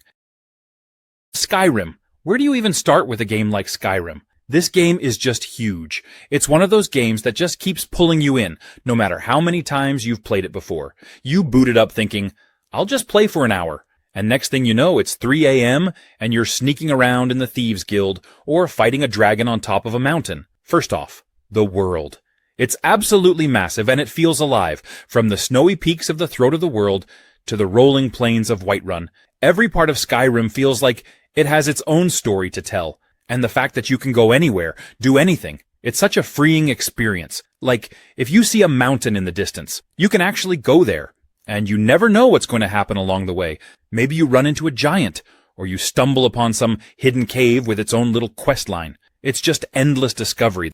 The combat, well, it's classic Skyrim. It's not about being super fancy or fast-paced, but it's about choice. You want to swing a giant axe? Go for it. Prefer sneaking around with a bow or dual-wielding daggers? Totally doable. Or maybe you want to go full wizard, summoning flames and raising the dead. Whatever your style, the game lets you play exactly how you want. And speaking of choice, the quests are insane. Sure, there's the main story about you being the Dragonborn with the whole saving the world thing. But honestly, the side quests are where it's at. You can get caught up joining the Dark Brotherhood and becoming an assassin, or leading the companions and becoming a werewolf. Outlast 2. The game is a wild, terrifying ride from start to finish. It takes the creepy factor and dials it up so high you're constantly on edge. If you thought the first Outlast was scary, this one's here to remind you it can always get worse. First off, Outlast 2 does something amazing with its setting. You're dropped into this isolated backwoods area that feels like it's completely detached from the rest of the world. The story has you playing as Blake Langerman, a cameraman looking for answers about a mysterious murder, and of course, you're not exactly welcomed with open arms. One thing I really love about Outlast 2 is how it forces you to use your camera to survive. You're relying on it for night vision in pitch black areas. But here's the kicker, the battery drains so fast. There's this constant panic about running out of juice. And when you hear something moving in the darkness, that dread just skyrockets. It's a beautiful kind of torture. Honestly, the camera itself feels like a character because you're always thinking about it, babying it, just hoping the battery lasts through the next nightmare. And when the camera dies in a dark place, pure terror. But it's not just about being scared. Outlast 2 does such a great job at making you feel helpless. There's no fighting back, no weapons, no hero moment where you suddenly become this badass. Nope, it's all about running, hiding, and surviving. You have to pick your hiding spots carefully, crouch through cornfields, dive under beds, and hope nobody finds you. Every noise feels like a threat. The Surge. I went into it thinking, okay, another sci-fi post-apocalyptic action RPG. But it's so much more than that. The whole concept of this broken-down, futuristic factory setting is just awesome. It's gritty, industrial, and feels like everything is falling apart, which really adds to that sense of desperation as you're trying to survive. And honestly, the world building is better than I expected. You slowly uncover bits of the story as you explore, and the more you dig, the more you realize just how messed up everything is. Now, I've got to talk about the combat because that's really the star of the show here. It's tough, methodical, and every fight feels like it could be your last. But here's the twist that sets it apart.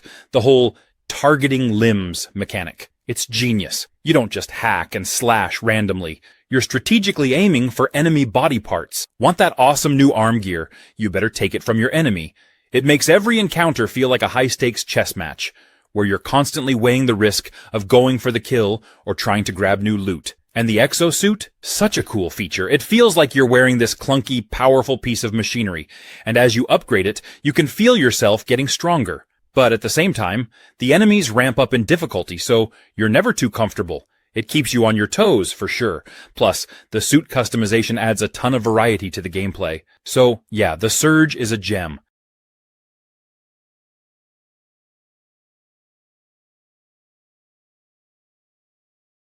Batman Arkham Knight. If you're into Batman even a little bit, this one really delivers.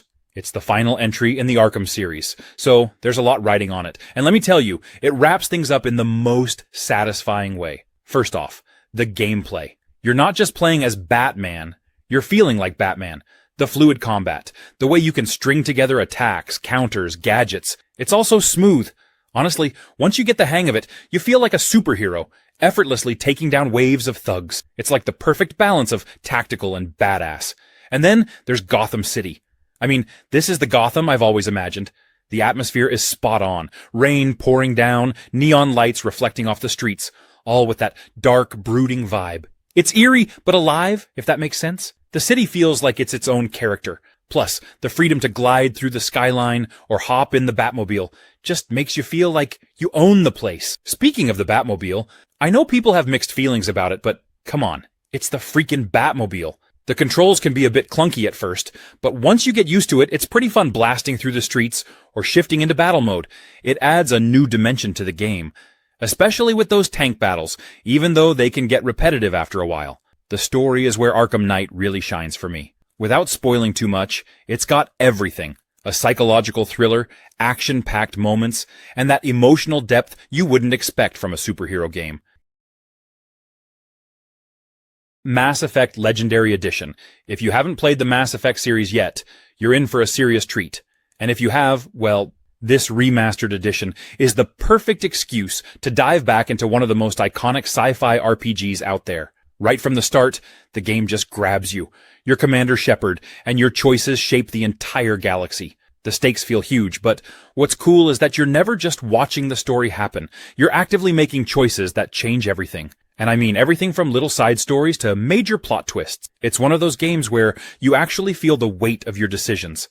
And that's rare. And the galaxy? It's incredible. You're exploring different planets, seeing all these unique alien cultures, and uncovering a rich sci-fi world with every mission. It's like living in your own sci-fi epic, from the action-packed battles to the quiet moments of exploration. The Legendary Edition really brings this world to life too, with upgraded visuals that make each planet and environment feel fresh, vibrant, and epic in scale. The combat is a blast too. Whether you're going full biotic powers or charging in guns blazing, there's a style that fits however you want to play. And with all the upgrades and tweaks in this edition, it feels smoother than ever, especially in the first game, which has been brought up to speed with the later ones. Plus, the Legendary Edition has smoothed out some of the rough edges, making it even easier for new players to jump in and get the full experience.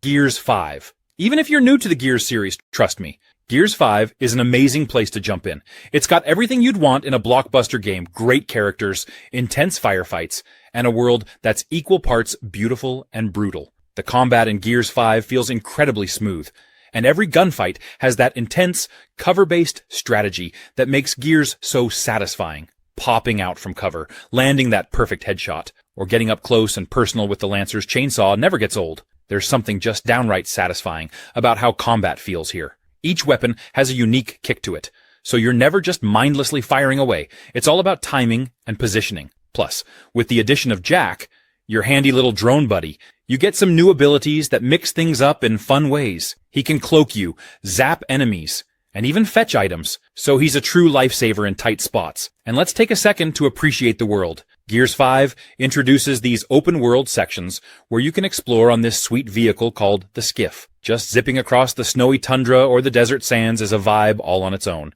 The world feels alive and dynamic, with lots of cool, hidden places to discover. It's not exactly a fully open world, but it's enough to let you roam around and soak in the atmosphere, and it really breaks up the action nicely. You're not just going from one big fight to the next. You actually have time to breathe, explore, and take in some amazing views. The story here actually has some serious depth. Street Fighter 6. First off, this game doesn't just toss you into the action and say, good luck. It genuinely wants you to succeed. There's an entire suite of tools designed to help you get better at the game, whether you're a complete newbie or a seasoned pro. From the controls to the tutorials, everything feels approachable without ever dumbing it down. It's a game that respects your time and your willingness to learn. And honestly, that's pretty refreshing in a genre that can sometimes feel intimidating. It's got that classic Street Fighter DNA, but with just enough new twists to make it feel fresh and exciting. Every punch, kick, and fireball feels like it packs a serious punch. The roster of fighters is stacked with returning legends and new faces that each bring something unique to the table. It's not just about picking your favorite character. It's about finding one that feels like an extension of your playstyle. Whether you like to get up close and personal or keep your distance with flashy moves, there's someone here for you. Oh, and the combos? They're ridiculously satisfying to pull off. There's nothing quite like stringing together a sequence of moves, landing a perfect counter, and then watching the results play out in slow motion. It's the kind of thing that makes you feel like a fighting game genius, even if you're just mashing buttons half the time. Whether you're honing your skills, customizing your character, or jumping online for some friendly or not-so-friendly competition, there's always something to do. Resident Evil 6, probably one of the most controversial entries in the Resident Evil series. When it came out, a lot of longtime fans were really disappointed, and it got a ton of hate for straying too far from the classic survival horror roots. One of the big criticisms was that it tried to do too much. The game had 4 separate campaigns, each with its own tone and gameplay style. You had Leon's campaign, which felt more like the traditional Resident Evil survival horror, but then you had Chris's and Jake's campaigns, which were full-on action shooters. It left some players feeling like the game had an identity crisis. It wasn't sure if it wanted to be horror or action, and that split the fanbase. But here's the thing. Resident Evil 6 isn't a bad game. It's just different. If you go in expecting a pure horror experience, yeah, you might be disappointed. But if you approach it as a crazy, action-packed adventure with some horror elements sprinkled in, there's a lot of fun to be had. The variety in the campaigns means there's something for everyone. And the co-op play was a big highlight for people who like playing with friends. And let's be honest, some of the hate was probably just because it wasn't what fans expected after the success of Resident Evil 4 and Resident Evil 5. Those games were a hard act to follow. And RE6 took some big risks. Sure, not all of them landed, but it also had some really cool moments, epic boss battles, and impressive visuals for its time. Despite all the complaints, Resident Evil 6 still has some great moments. Far Cry 4. It's one of those games that really sticks with you. Right from the start, you're thrown into this beautiful yet chaotic Himalayan country called Kyrat, and boom, there's Pagan Min, the villain you'll love to hate. He's charming in the most unsettling way, and I just couldn't get enough of his weird charisma. Honestly, he steals the show every time he's on screen. But beyond the story, what really drew me in was Kyrat itself. The world is just stunning. You've got these towering mountains, lush valleys, rivers, and temples scattered everywhere. I found myself getting lost in the world, not just doing missions, but just exploring, climbing cliffs, gliding off with a wingsuit, or hunting animals to upgrade my gear. It's one of those open-world games where every corner has something to discover, and it just makes the world feel alive. Now, the gameplay is so fun. You can tackle situations however you want, and for me, that meant switching between stealthy bow kills and, riding elephants into enemy outposts like a madman. Seriously, who doesn't love charging through a camp on an elephant? And the wildlife itself adds a whole other level of unpredictability. I've lost count of how many times I was sneaking up on an enemy, only for a tiger or bear to crash the party and wreak havoc. The missions are great too, especially the ones involving the Golden Path. You get to make decisions that affect the revolution you're part of, and they're not always black and white. I liked that it made you think about the consequences. All in all, Far Cry 4 is just packed with stuff to do. Hellblade: Senua's Sacrifice. I can honestly say, it's unlike anything I've played before. Right from the beginning, it sets a tone that's dark, emotional, and deeply immersive. You can tell it's more than just an action-adventure game. There's a deeper story here, and it pulls you in with every step Senua takes on her journey. The story is so emotional, especially as it deals with mental health in such a powerful way. The way they portray Senua's psychosis, the voices in her head, it's also unsettling but fascinating at the same time.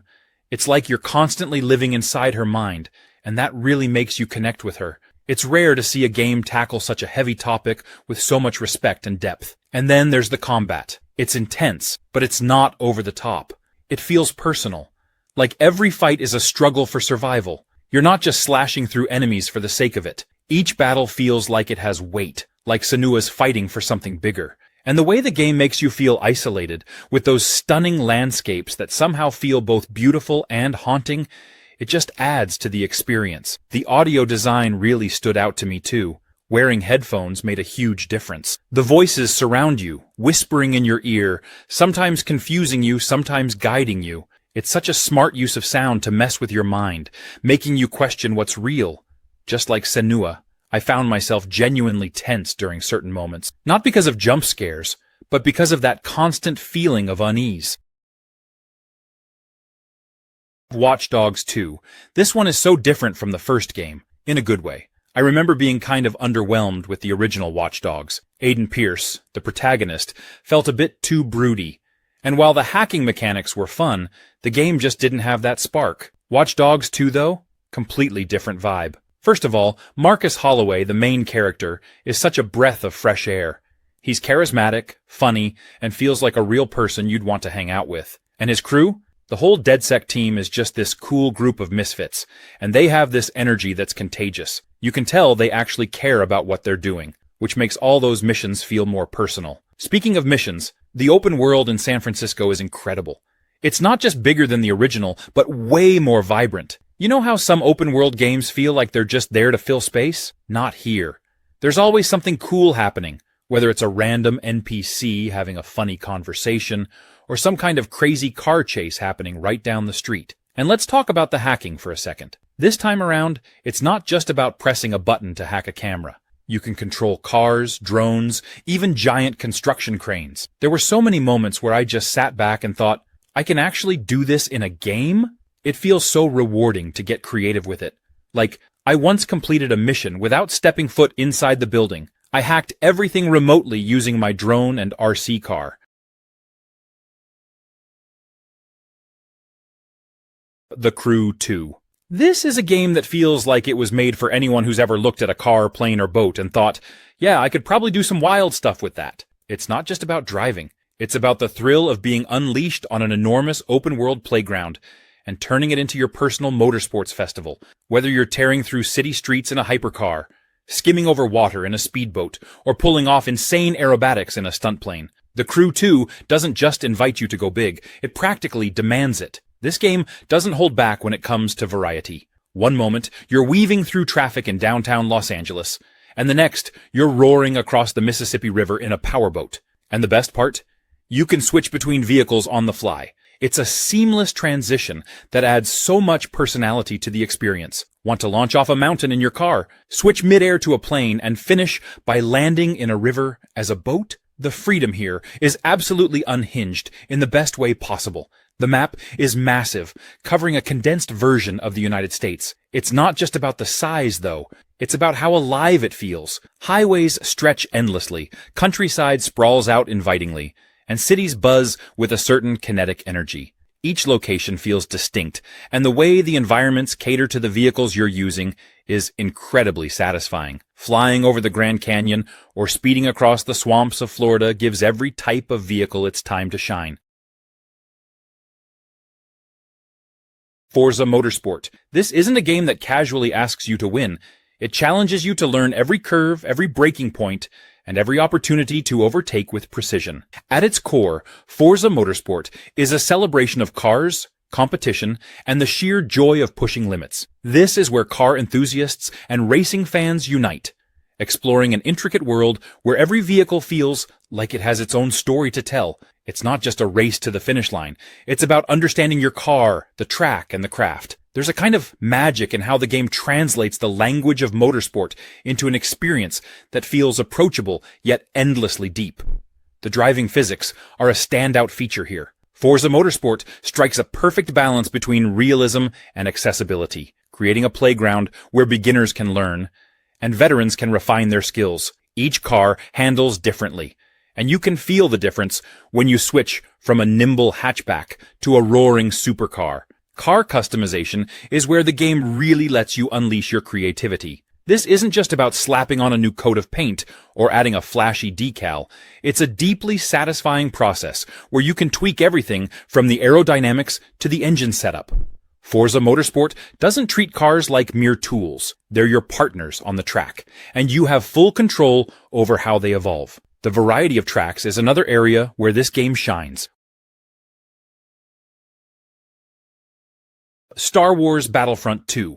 This game drops you right into the middle of the Star Wars universe, giving you the chance to live out some epic battles across iconic planets, ships, and settings. It's all about scale and immersion, letting you experience the chaos of large-scale battles while you play as troopers, heroes, or even iconic villains from the galaxy far, far away. The gameplay is a fantastic mix of blasters, lightsabers, and tactical teamwork. You've got modes that throw you into massive, objective-based battles with ground troops, vehicles, and aerial combat blending into one seamless experience. Whether you're leading a charge as a heavy-class soldier or soaring above the battlefield in an X-Wing, every role feels crucial. The class-based system encourages variety, and you'll find yourself jumping between different playstyles, depending on what the battle demands. The heroes and villains are the showstoppers here. From Darth Vader to Rey, every character feels distinct, with their own unique abilities that can completely turn the tide of battle. You can deflect blaster bolts as a Jedi, choke enemies as a Sith, or wreak havoc with someone like Boba Fett, flying across the map and raining destruction. It's hard not to feel powerful when you step onto the battlefield as one of these legendary figures. Multiplayer is where this game shines brightest. Modes like Galactic Assault and Supremacy offer large-scale battles that feel straight out of a Star Wars movie. Call of Duty Modern Warfare 2. It takes everything Call of Duty is known for, fast-paced combat, intense firefights, and cranks it up to the max. This game isn't just about quick reflexes. It's about living out those high-stakes, cinematic moments that you'd normally only see in movies. Modern Warfare 2 is probably one of the most memorable campaigns in the whole Call of Duty series. What I love about the campaign is how well it balances action with quieter, suspenseful moments. It's not just non-stop explosions and chaos, though there's plenty of that. There are also these more thoughtful moments where you have to rely on stealth, tactics, or just careful observation. It's a cool change of pace, and it makes those big, explosive moments hit even harder. Plus, the story is packed with memorable characters. You'll see some familiar faces like Soap and Captain Price, and the chemistry between them is fantastic. It's like being in an action movie, where every character has their own vibe, and you end up feeling genuinely invested in what happens to them. This campaign is really clever about mixing things up, so you're never doing the same thing twice. There's a little bit of everything. Stealth missions, full-blown shootouts, and even some sequences that almost feel like puzzles, where you have to think about how to use the environment to your advantage. Every mission has its own personality, and each one is designed to keep you engaged and constantly adapting to new situations. It's the kind of game where you never know what's coming next, Guardians of the Galaxy. This one's interesting because it kind of had everything going for it, but for some reason, it didn't hit as big as people expected at launch. I mean, you've got one of the most beloved Marvel teams, a great developer, Eidos Montreal, and a focus on single-player storytelling, which is something a lot of people were craving, but when it dropped, it just didn't make the splash it should have. So, what happened? Well, for one, people were still feeling the aftershocks of Marvel's Avengers.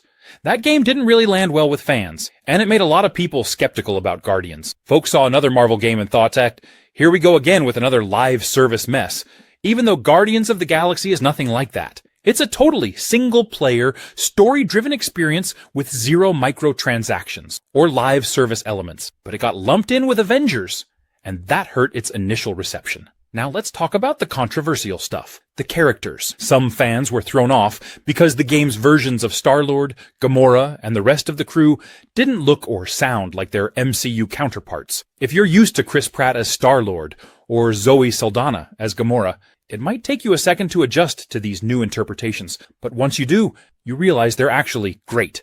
The writing is sharp, the dialogue is hilarious, and the chemistry between the Guardians is spot on. It feels like you're right there with them, and the banter between the team is one of the best parts of the game. The combat also got mixed reactions. Some people found it a little chaotic at first. Assassin's Creed Syndicate.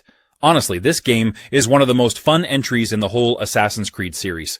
I feel like it doesn't get talked about as much as it should, but the second you start running around Victorian London as Jacob or Evie Fry, you realize just how much of a blast it is. Syndicate nails the feel of 1860s London in a way that's just incredible. You've got the foggy streets, the towering landmarks like Big Ben and the Houses of Parliament, and that gritty industrial vibe where factories are pumping smoke into the sky.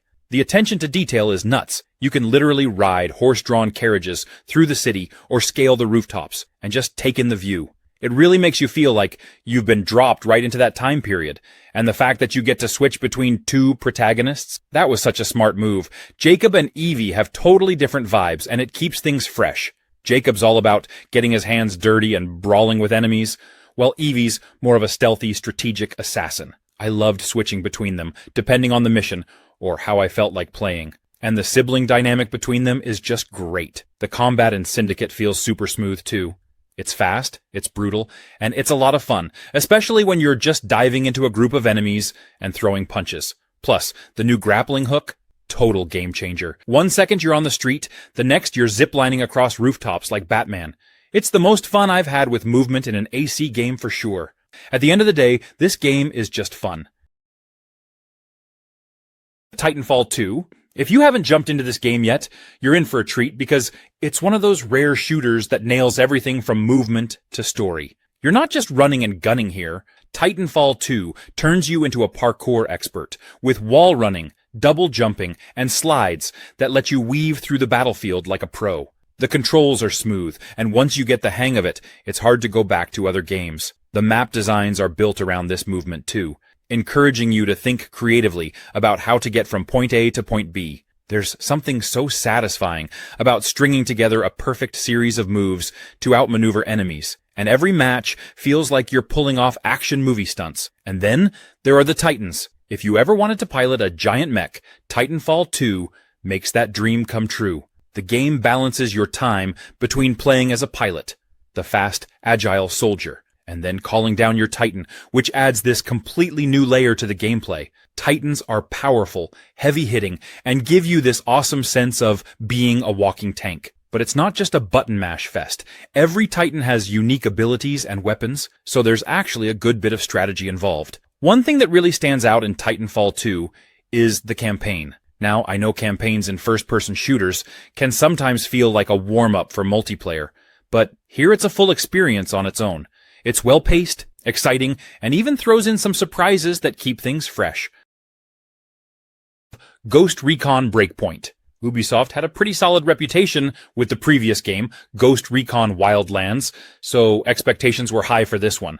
But when Breakpoint dropped, it was met with a ton of criticism. People were upset with everything, from the bugs and glitches to the live service elements and microtransactions. Some felt the game had drifted too far from what made the Ghost Recon series great, tactical, squad-based military action. A lot of the backlash was around the game's focus on looter-shooter mechanics. Fans of the series weren't too happy about the addition of gear scores and loot systems, which felt more like something out of the Division rather than a tactical military shooter. That shift towards a more RPG-like system was jarring for longtime fans, and many felt it took away from the realism and immersion they loved about the franchise. Another big complaint was the lack of AI teammates at launch, which had been a staple in past Ghost Recon games. Instead, you were forced to play solo or with real players in co-op, and that left some players feeling like the experience was incomplete. But here's the thing. Ubisoft listened to the feedback. Over time, they patched the game, added new features, and really worked to improve the overall experience. AI teammates were eventually brought back, and many of the issues with bugs and balance were addressed. The game today is a much better, more polished version than it was at launch. Despite the rough start, BREAKPOINT offers a lot for fans of tactical shooters. Dark Souls Remastered. This game is an undeniable classic, rebuilt to remind players why it's become a benchmark for challenging, rewarding gameplay. It throws you into a grim and mysterious world where every encounter, every decision, and every step feels meaningful. This isn't just a game you play, it's a test of patience, skill, and determination. Combat is at the core of Dark Souls Remastered, and it's an art form here. It's all about timing, precision, and understanding your enemies. Every swing of a sword, every block with your shield, and every dodge roll feels deliberate. The game doesn't hand you easy wins. Instead, it challenges you to learn its rhythms and grow as a player. Defeating an enemy after a tough battle feels like a genuine accomplishment, and that sense of achievement never fades, no matter how many times you experience it. Exploration is another highlight. The interconnected world is full of hidden paths, shortcuts, and secrets that reward players who pay attention to their surroundings. It's not a linear journey, and you're encouraged to venture off the beaten path. Whether you're descending into a dark and eerie cave or ascending a crumbling tower, every area feels distinct and filled with its own challenges. The game's upgrade system is as deep as the world itself. It gives you the freedom to shape your character into the fighter you want to be. Whether you prefer to wield massive swords, master powerful spells, or outmaneuver your enemies with light weapons. World War Z, this game is all about pure, chaotic fun, and it doesn't hold back. You drop right into the middle of a global outbreak, and from the first few minutes, it's non-stop swarms, loud gunfire, and the kind of team-based mayhem that makes co-op shooters such a blast. The best part? The zombies don't trickle in, they flood. Walls of them. It's wild, and it never gets old watching hundreds of them pour over ledges and down streets like a tidal wave of chaos. Gameplay is fast and focused. You've got different classes to choose from, each with their own gear and skills. And the setup works great whether you're rolling solo with bots or jumping in with friends. The teamwork feels natural, covering each other's backs, setting traps, holding choke points, and when it all clicks, it's incredibly satisfying. You really feel like you're surviving together, not just blasting through missions on your own. The missions are spread out across different parts of the world, and each one brings something unique to the table. You're in cities, subways, rooftops, always moving, always shooting, always under pressure. There's no time to relax. But that's what makes it such a good time. It's all about managing the chaos, keeping your cool, and making sure your squad doesn't get overwhelmed. There's a progression system that keeps you hooked. As you keep playing, you unlock better weapons, new perks, and gear upgrades that actually make a difference. Control. I remember starting it and thinking, okay, this looks interesting, but it just keeps getting weirder in the best possible way. You play as Jesse Faden, who walks into this super secret government building called the Federal Bureau of Control, and from there, things get strange. The whole game is set inside this massive, brutalist-style building called the Oldest House, and it's full of supernatural events, shifting walls, floating people. You've got this crazy service weapon that shifts between different forms, like a pistol that can turn into a shotgun or a sniper rifle. And then there's the telekinesis. Throwing objects at enemies with your mind never gets old. I remember picking up desks, chunks of concrete, even explosive canisters, and just launching them at enemies. It's so satisfying. And as you level up, You get more abilities like levitating, creating shields, and even mind-controlling enemies. It makes every battle feel dynamic because you've got all these powers to mess around with. The game also nails the whole mind-bending thing. The environments constantly shift and change. There's this one part, the ashtray maze, that had me completely blown away. It's like this surreal, almost psychedelic level where the walls and floors are shifting, and you're just flying through it, blasting enemies, while this killer rock soundtrack plays. So yeah, Control is one of those games that feels totally unique. It's got this perfect mix of supernatural weirdness, awesome combat, and a mystery that keeps pulling you deeper.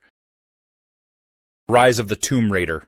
This game really took me by surprise in the best way possible. I mean, I knew going in it was going to be a solid game, but it actually exceeded my expectations on so many levels. First off, the environments are stunning. Every single location feels meticulously crafted, from the frozen Siberian mountains to the hidden tombs. You really feel like you're on this epic adventure with Lara. I found myself just stopping to take in the views at times, which isn't something I do often in action games. And speaking of action, the combat and stealth mechanics are incredibly satisfying. You get this perfect blend of intense firefights, sneaky takedowns, and crafting that just keeps you engaged throughout. There's this real sense of progression, too. By the end of the game, I felt like Lara had grown so much, not just as a character, but in terms of abilities. You can craft your own explosives, improve your gear, and upgrade your skills, so it feels like you're always evolving. The game nails that feeling of being alone in the wilderness. There were plenty of moments where I felt like Lara was up against impossible odds, but her resilience kept pushing her forward. There's something really inspiring about that. It's like you're constantly in survival mode, scavenging for resources, battling enemies, and fighting the elements. I have to say, the tombs themselves are a standout. They're optional, but trust me, they're worth exploring. Some of the puzzles had me scratching my head for a while, but that moment of solving them is so satisfying.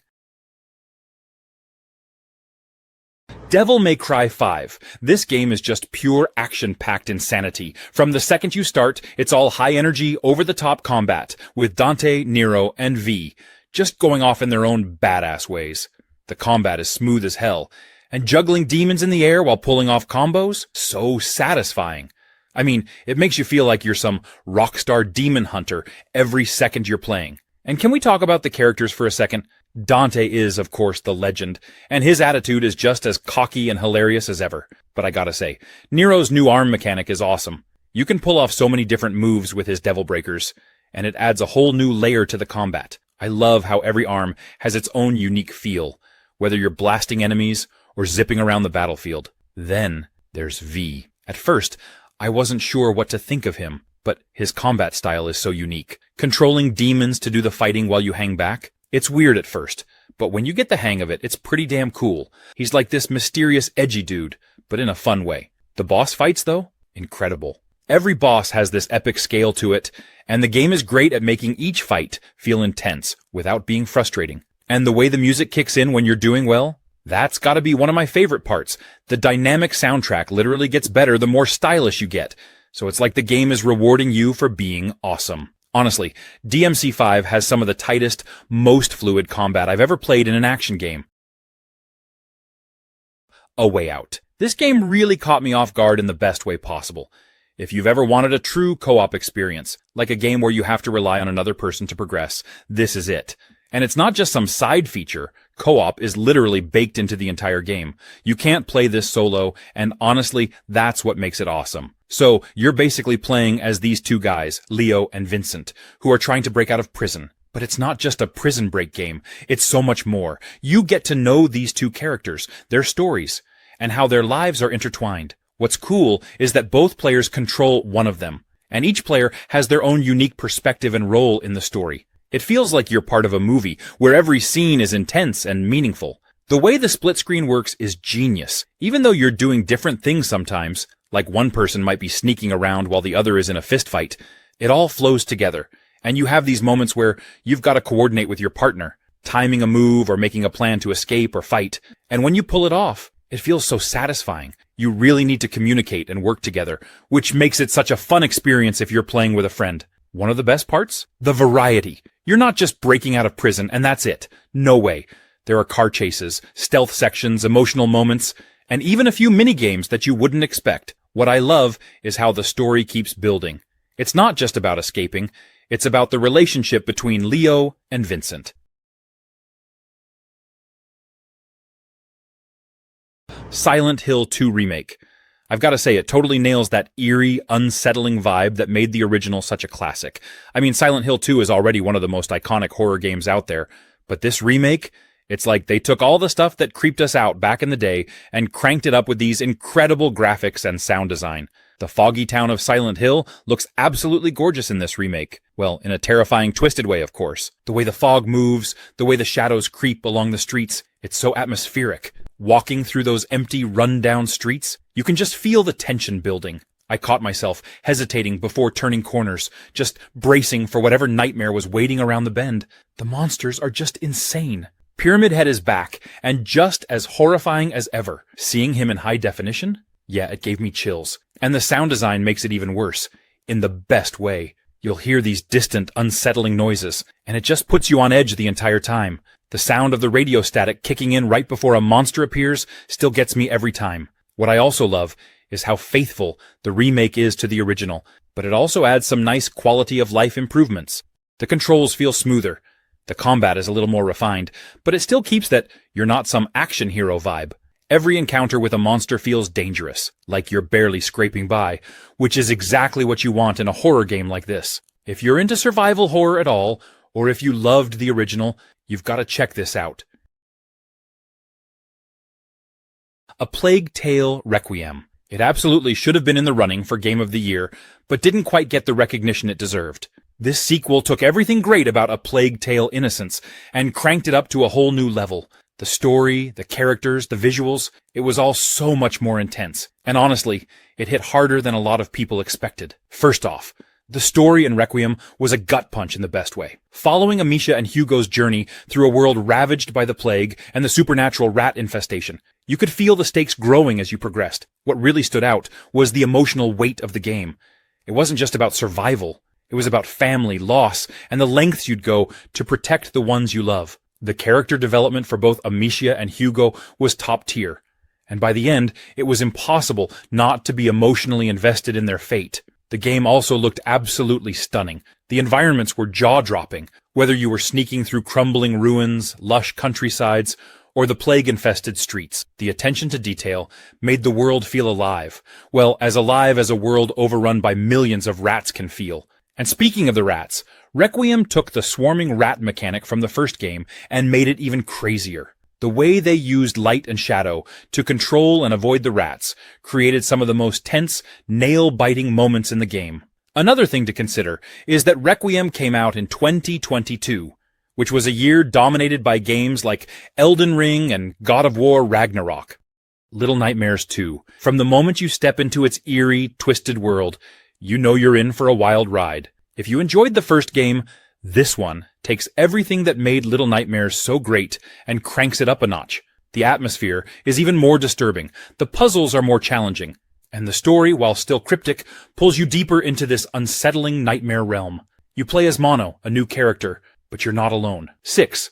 The protagonist from the first game is there with you, and having that companion dynamic adds a new layer to the gameplay. It's cool how the game makes you rely on each other to get through the twisted environments. You'll need to work together to solve puzzles, escape enemies, and navigate the nightmarish world around you. It's not a co-op game, but that teamwork element feels fresh and gives you a stronger emotional connection to the characters. The world in Little Nightmares 2 is just as unsettling as you'd expect. It's full of grotesque, distorted creatures that'll send shivers down your spine. The design of the enemies is one of the game's strongest points. Each one is creepier than the last, and the way they move and interact with the environment keeps you on edge the whole time. There's a constant feeling of being hunted, which makes every encounter feel tense and nerve-wracking. What's really great about the game is how it balances those intense chase scenes with quieter, more atmospheric moments. You'll go from heart-pounding sequences where you're being chased by terrifying enemies. Yakuza 0. If you haven't played Yakuza 0 yet, you're seriously missing out. This game is a wild ride from start to finish, blending an intense crime drama with some of the most hilarious and offbeat side content you'll ever see. It's a prequel to the Yakuza series, diving deep into the backstories of Kazuma Kiryu and Goro Majima, two of the most beloved characters in gaming. What makes Yakuza 0 stand out is its balance between serious storytelling and wacky, fun gameplay. The main plot is filled with twists and turns, focusing on Kiryu's involvement in a real estate war that puts him at odds with the Yakuza and Majima's quest to regain his honor within the underworld. Both storylines are gripping, emotional, and will keep you hooked from start to finish. But where Yakuza 0 really shines is in all the insane side activities you can dive into. You can do everything from singing karaoke and disco dancing to managing a cabaret club or dominating the real estate market. It's packed with content, and you'll never be bored exploring the many things this world has to offer. One minute you're locked in a dramatic fistfight, and the next you're crushing it at karaoke or solving the most bizarre side quests you can imagine. The combat is fast-paced and a lot of fun. Both Kiryu and Majima have multiple fighting styles, which you can switch between in real time. It gives you a ton of options for how to take down enemies, and the combat is packed with stylish, over-the-top moves. Stalker 2. So, you know how some games make you feel like you're surviving? Like, really surviving? That's Stalker 2 in a nutshell. The zone is the star of the show. It's haunting, it's dangerous, and it's unpredictable. What I love most is how it doesn't hold your hand. You're thrown into this place, and you just have to figure it out. It's like the game is saying, hey, good luck out there, buddy. And honestly, that's part of what makes it so satisfying. It's all about exploration, taking risks, and making decisions that can completely change your experience. If you've played the original Stalker games, you already know this isn't your typical shoot and loot affair. You're scavenging, crafting, and constantly managing your resources. And it feels real. Ammo isn't something you take for granted. Food and medical supplies, you'll cherish them like gold. And don't even get me started on the anomalies. These bizarre, deadly phenomena scattered across the zone add this layer of tension that keeps you on edge at all times. Every step you take feels like it matters. The NPCs you encounter in Stalker 2 are not just background noise. They feel like real people trying to survive, just like you. Some might help you, some might not. And figuring out who to trust is all part of the journey. If you love a good challenge, or if you just want to experience something truly unique, Stalker 2 needs to be on your radar. It's not just a sequel, it's a love letter to fans of the series and a bold step forward into a new generation of gaming. Baldur's Gate 3. If you're into RPGs or Dungeons and Dragons, this is basically a dream come true. The thing is, it's not just the story. It's the choices you make, the characters you meet, the dice rolls that can completely change how a situation unfolds. Every playthrough feels different, and I love that about it. First off, let's talk about the freedom this game gives you. You can literally do anything. Want to sneak past enemies instead of fighting them? Go for it. Want to convince a dragon to let you pass with just a bit of clever dialogue? Roll those dice. Or if you're feeling chaotic, you can just, blow stuff up with magic and hope for the best. That freedom makes every encounter feel fresh, and it's not just about combat. Your decisions can have lasting consequences on the story, on your companions, and even on the world itself. The story itself is wild. You start off with this mind flayer parasite in your brain, which immediately sets the stakes super high. And as you try to find a cure, you uncover all these other crazy plots and factions vying for control. It's dark, it's epic, and the world is full of so many cool little stories and side quests that it's easy to get lost in it all. The best part? You can shape the story in so many different ways, whether you want to be a hero, a villain, or something in between. The game doesn't force you down one path.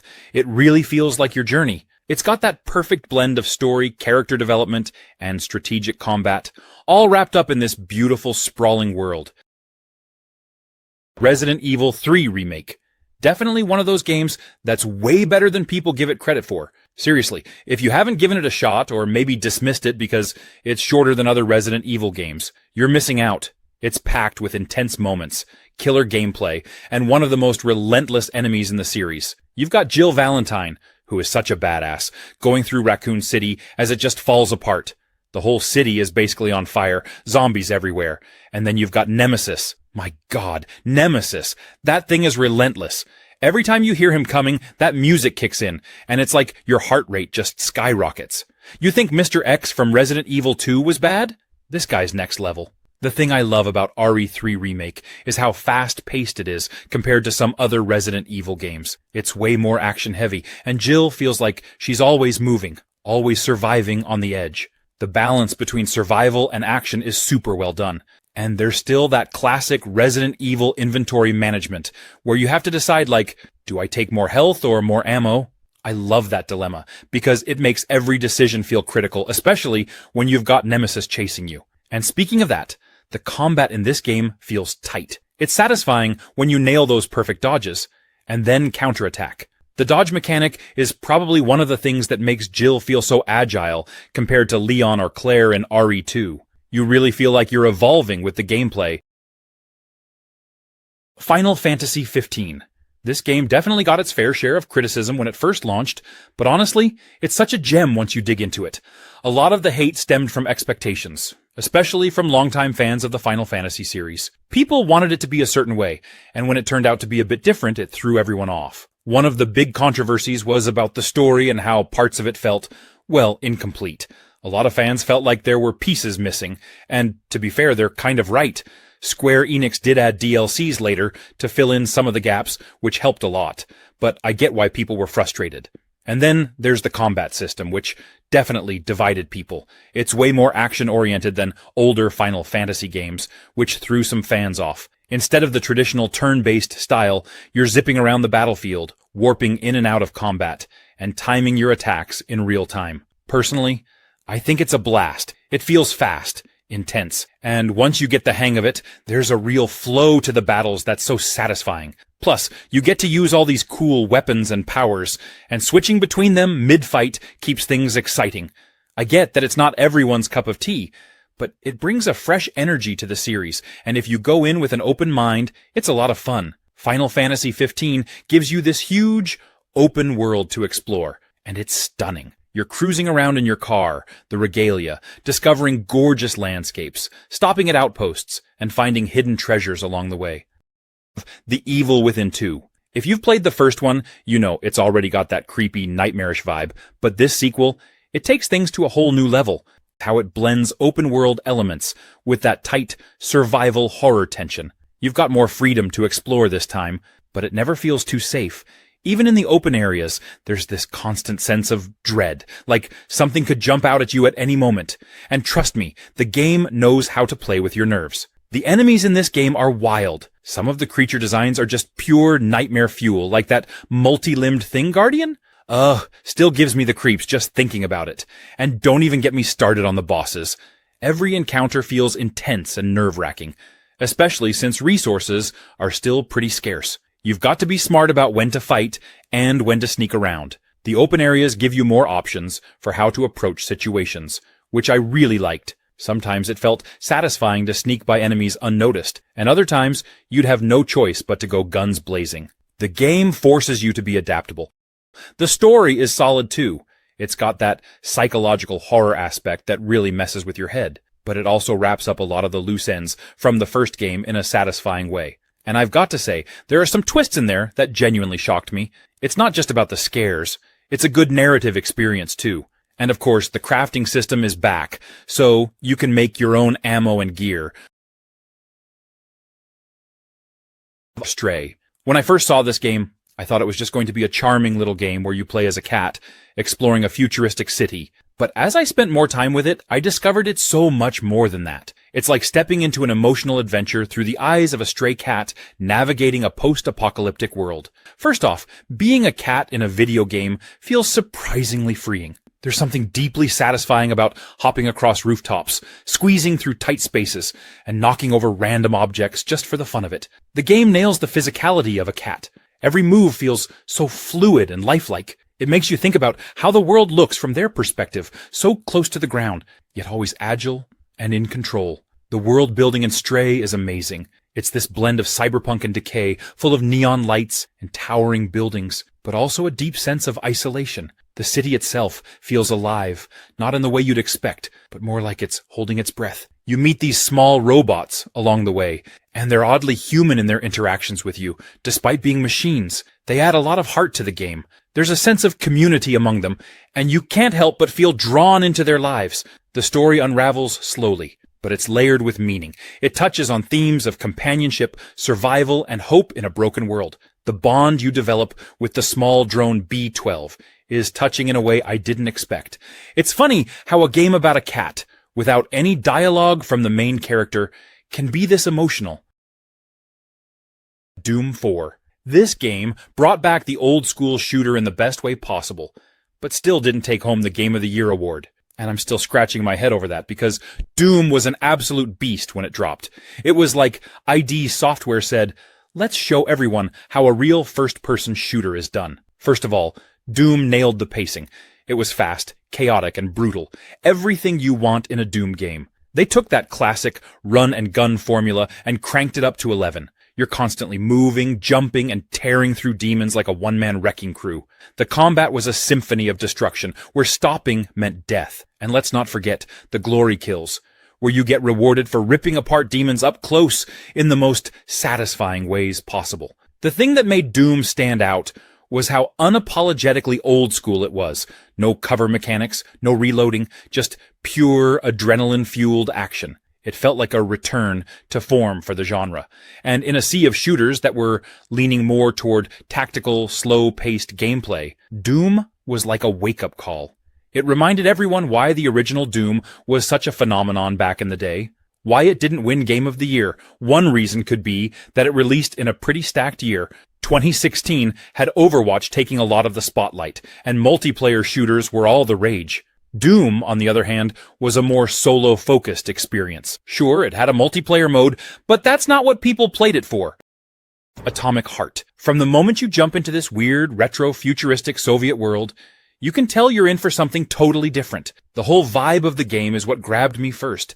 It's like if BIOSHOCK and Half-Life had this crazy alternate reality baby. The setting just pulls you in right away. Everything's all shiny and utopian on the surface, but you can feel this eerie tension creeping in. Like something's definitely not right here. The aesthetics?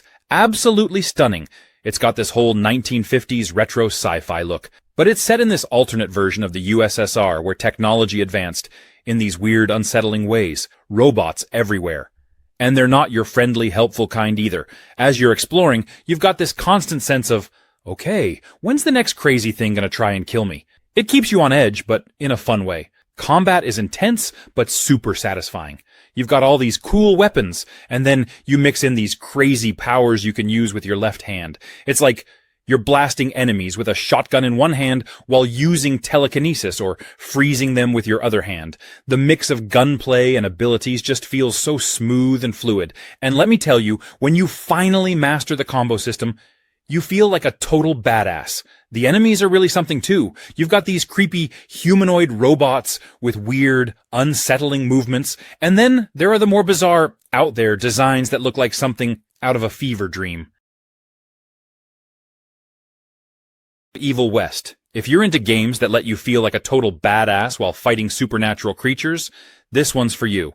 It's like Red Dead Redemption meets Van Helsing, but with way more punch. First off, the combat is brutal. You've got this mix of melee and ranged weapons that keeps things interesting the entire time. One moment, you're blasting vampires with a rifle, and the next, you're smashing them into pieces with an electrified gauntlet. The flow of switching between weapons and powers feels so natural. I loved how I never felt stuck using one method. The game just encourages you to get creative with the chaos. The story really surprised me too.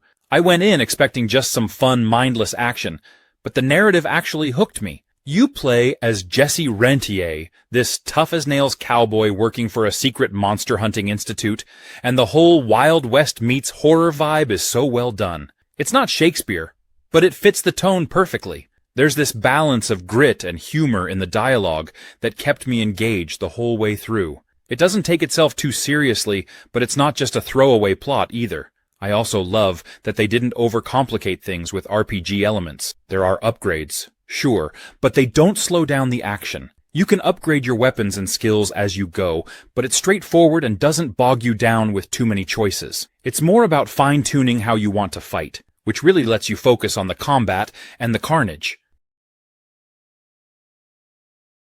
Mafia 3. One of the first things you'll notice is how alive New Bordeaux feels. The game nails that late 60s vibe, and I'm talking about the music, the cars, the fashion, even the radio broadcast. It all feels authentic and pulls you right into that era. The city itself is beautifully crafted, with neighborhoods that feel distinct and packed with character. The gameplay is all about strategic takedowns, stealth, and taking control of the city piece by piece. Lincoln doesn't just kick down doors and take names. He's smart about his approach, and you get to choose how to tackle each mission. You can go in guns blazing, but sneaking around and taking out enemies quietly is just as satisfying. Plus, as you start to take control of different territories, you actually build your own little crime empire, assigning lieutenants and gaining perks that make Lincoln even more of a powerhouse. It's a cool twist that makes you feel like you're really shaping the criminal landscape of New Bordeaux. One thing I personally loved about Mafia 3 is how it tackles some serious themes. The game doesn't shy away from the realities of the time. There's racism, corruption, and all kinds of hard truths woven into the storyline. It makes Lincoln's journey feel so much more impactful. You're not just going on missions for the sake of gameplay. You're stepping into his shoes, experiencing the highs and lows, and feeling the weight of what he's fighting for. It gives the story a level of depth that you don't always see in open-world games.